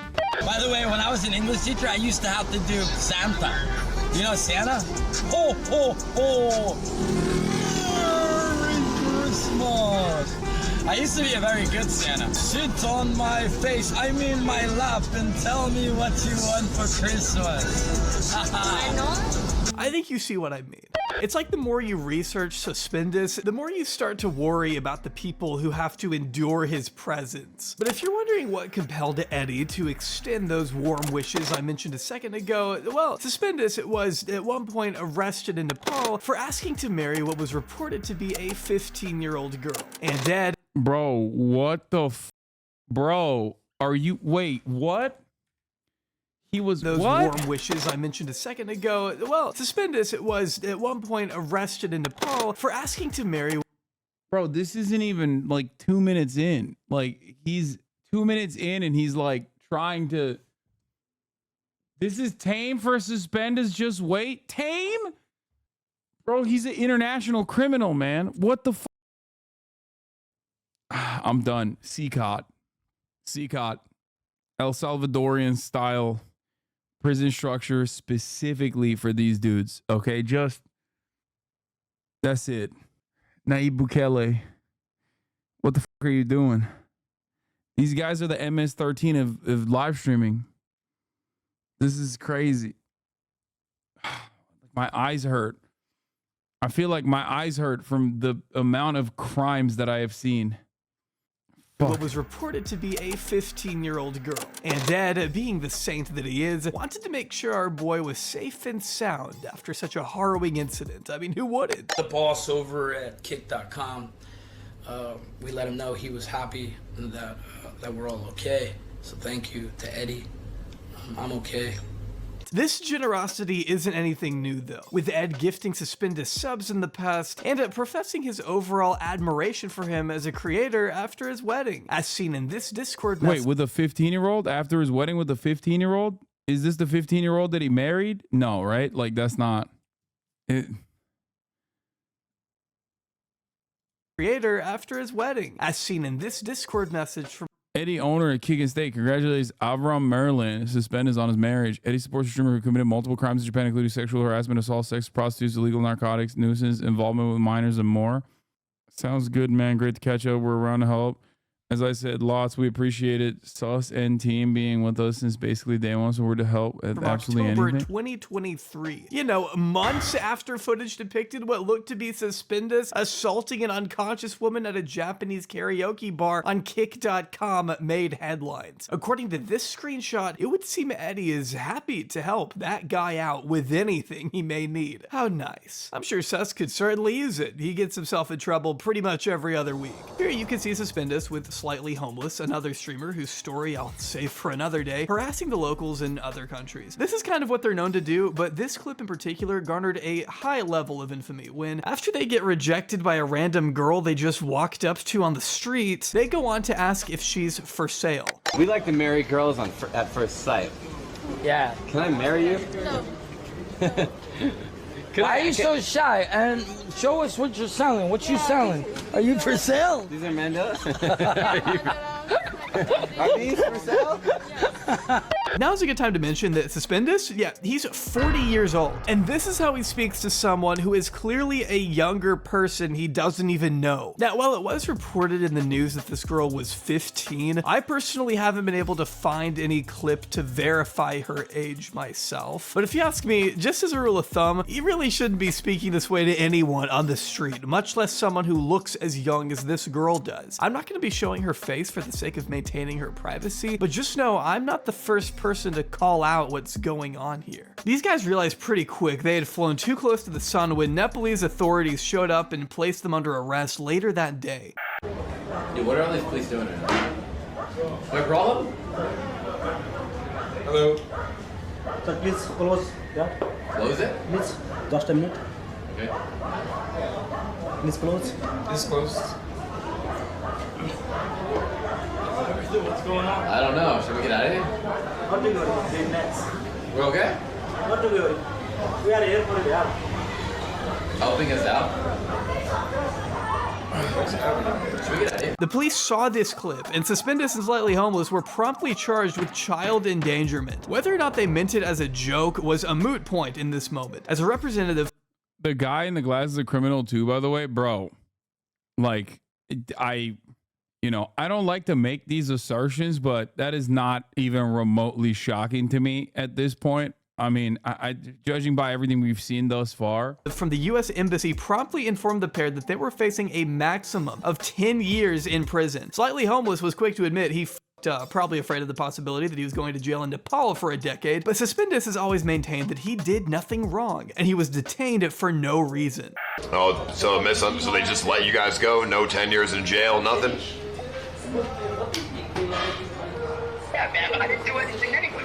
Somehow, they ended up slipping out of that one, but the threat of a criminal conviction in a foreign country was enough to prompt Sam Pepper, yes, he hangs out with these guys too, to pack his things and get the f*** out of Nepal. It was just not worth it, guys. It was not worth it to stick around and end up sharing a jail cell with homeless. Do you know what I'm saying? And I'll probably be out in a day or so. Of course, Ice Poseidon and Scam Pepper are involved with this. Again, it's just like how are these guys not in prison is a question that keeps popping up in my mind. It really is. Ice Poseidon is like in many respects patient zero, as the chatter also correctly pointed out, for this kind of behavior, this kind of activity. I feel like I'm so fortunate that I was oblivious to what Twitch is when he was doing this kind of shit. Like all the stuff that you've seen so far, he literally was doing on this platform many, many years ago. He's the other dude. For those of you who don't know, he's the one who was speaking earlier. Was enough to put up slipping. So they just. This dude is the dude. This is there was an era on Twitch far before I got on Twitch. I know Eddie is like a fan of him and his content specifically, which makes sense as to why Kick is the way it is. But I was happy to not know any of these people. What have you done to me? On one side, police, but on the other side, they should be doing more with these fucks. Yeah. Anytime you see a dude with like a 2013 account, including, you know, but not limited to even fans of mine, they probably have watched his shit back in the day and maybe were even fans of his back in the day. Maybe they've rehabilitated. Just something to remember. Miz was his cameraman. I didn't even know that. It's like every single content creator has had dealings with him. I have a 2012 account, bro. Anyway, let's guys, continue. it was not worth it to stick around and end up sharing a jail cell with homeless. Do you know what I'm saying? And that'll probably be out in a day or so. It really isn't worth it. Suspendus originally dabbled in fashion. He started his own apparel company around 2011, which went by the name of So Fetch Clothing. Somehow their Facebook is still up, though I probably would have taken it down a long time ago if it had pictures of me looking like this or this. If you were online in 2014, you might recognize Pedo Bear on this particular. I remember him having some involvement, specifically because it was like he was calling him out, the car stuff. I remember that, but particular number. Kind of a weird thing to put on a shirt, but even after all these years, Suspendus stands by his artistic vision wholeheartedly. As far as the t-shirts, yeah, I designed them. You know what I mean? I thought they were awesome t-shirts back in 1990. The bear was a meme, you know what I mean? I'm older than most of these other streamers, so, you know, they probably don't remember back there, and especially if you're not from America, then you wouldn't understand the meme. It was funny as shit at the time. We live in a world with woke people, triggered people, and things like that. If you're woke and triggered because of a shirt that I designed 15 years ago, then you can stop watching my channel. Spoken like someone who is always woke and triggered. It's like, bro, you're doing pedophile shit. That's why it's like extra weird. Like it's weird in general as a meme, okay? But it's extra weird when you're doing the shit. Asks young girls if, hey man, what? Hey man, you don't understand. You're being fucking real triggered right now. You're being real woke. The cancel culture mobs are after me. I only, you know, keep making jokes about how I want to 6-year-olds and how I want to, you know, marry a 15-year-old in Nepal. I don't understand. Once again, Nick Merckx is trying to save the kids. He needs to look at his platform he moved to. Yeah, but listen, dude. Listen, that's woke. Like he said, it's just woke culture. It's woke cancel culture shit. That's what hurts the kids, not these guys directly harming children.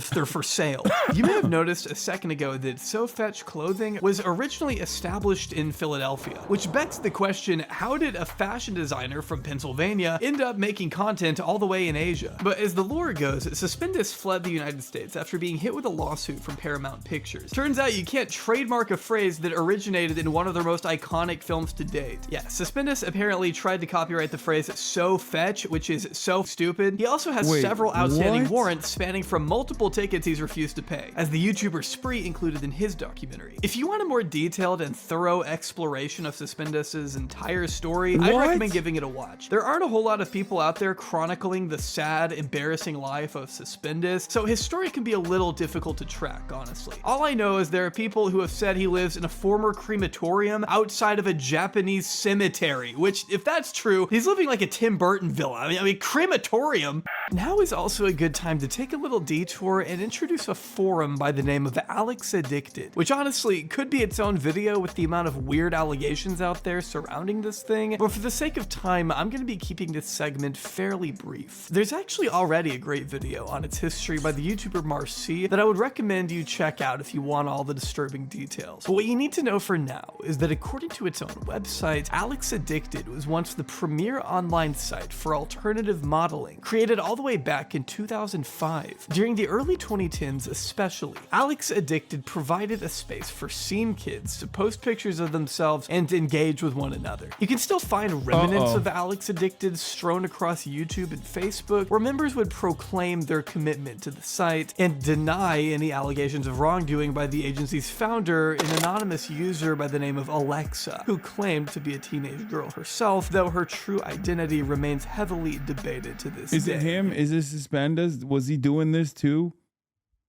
Was he also responsible for this too? Please, I don't even know. More on that in a second. For about the past decade now, there have been allegations floating around that this Alexa person would ask underage users to post explicit images of themselves to the site. One girl by the name of Chrissy Lynn uploaded a video back in 2013 detailing her experience with Alex Addicted, describing what all she witnessed as a young 14-year-old user of the site. She described Alexa as a domineering force, someone who would abuse and berate the underage girls who made up the website. I was in this site when I was 14. I'm 17 now. I was 14 and I was just starting out site modeling. I thought it was the coolest thing ever, and Alex Addicted was like the shit, right? Like everyone was always talking about it, and so I thought I'd join, you know? And I saw Alexa asking her models for nude photos. And I mean, of course, this threw me, like, I had obviously never had anything to do with the site modeling world. I didn't know if this was normal or not, and it kind of threw me. I was like, oh god, is she gonna ask me for some? And I saw a bunch of the girls in there, I'm not gonna name names, I saw a bunch of the girls in there posting nude photos. When I left, she immediately started freaking out on me, calling me names, telling me I was fat and ugly, I needed more makeup, and that I needed to lose weight, and that I would never be good enough for Alex Addicted anyways, even though I was in her site before I left. And she was just... This has been 2 hours of straight pedophilia. Shit is so wild. I'm sorry. That's so correct, dude. What the fuck? We just sat here for 2 hours of just straight up everyone being like pedophile, pedophile, pedophile, groomer, groomer, pedophile. What the fuck is going on, man? The way that we have just like we navigated through 5 kick streamers, and like pretty much, I guess Neon is the only one who didn't Neon is the only one who didn't engage in pedophilia because he only told a 14-year-old that he is going to dox him and rape his mother. Like that, like he still did shit to minors. It's just that he didn't like specifically assault. I guess he verbally assaulted them. I mean, he didn't do like pedophilia stuff, I think, which is crazy. Oh no, he threatened. Oh no, not the mother. He said he would rape the child. Sorry. Okay. He did. He threatened to rape the 14-year-old kid that he was on stream with. That's true. Which that was 2 hours ago, and it feels tame in comparison to what we have seen thus far. That's crazy. Horrible to me. If you were to read the comments on this video, you would find Suspendus's name being brought up dozens of times over the past year. Why is that? Well, Suspendus was in fact a model on Alex Addicted. This is indisputable. We know this thanks to a video uploaded in 2012 depicting old modeling pictures of Suspendus, whose real name is Avram Merlin, along with this description that reads, Avram is a new model with AASM. He is also owner and CEO of SoFetch Clothing. I love his style, love his ambition. I will be promoting SoFetch on all of my channels. Suspendus himself has also discussed his time with Alex Addicted openly on Kick, albeit it's still a bit confusing. He remains pretty vague with what he was actually doing on the site, other than saying he's proud of the pictures he took on there and doesn't care much about it now since it was, quote, 15 years ago, and there's a statute of limitations on all of that. Okay, not sure why there would need to be a statute of limitations on something if you weren't doing anything wrong. What does that mean? That was always the most annoying to me. People talking about shit that happened like 15 years ago. I don't give a fuck anymore, man. There's a statute of limitations on private life, bro. He also writes off any questions regarding his time on Alex Addicted as a psyop by the government, whatever that means. It's a it was woke culture, bro. It's woke culture. It's a woke culture psyop. Crimes are basically a psyop. At Celtics fans, the Celtics have 4 All-Stars and we're a 64-win team. I'll root for the underdog. Hashtag we believe. Prove the doubters wrong. Hashtag Celtics versus the... Racism won today.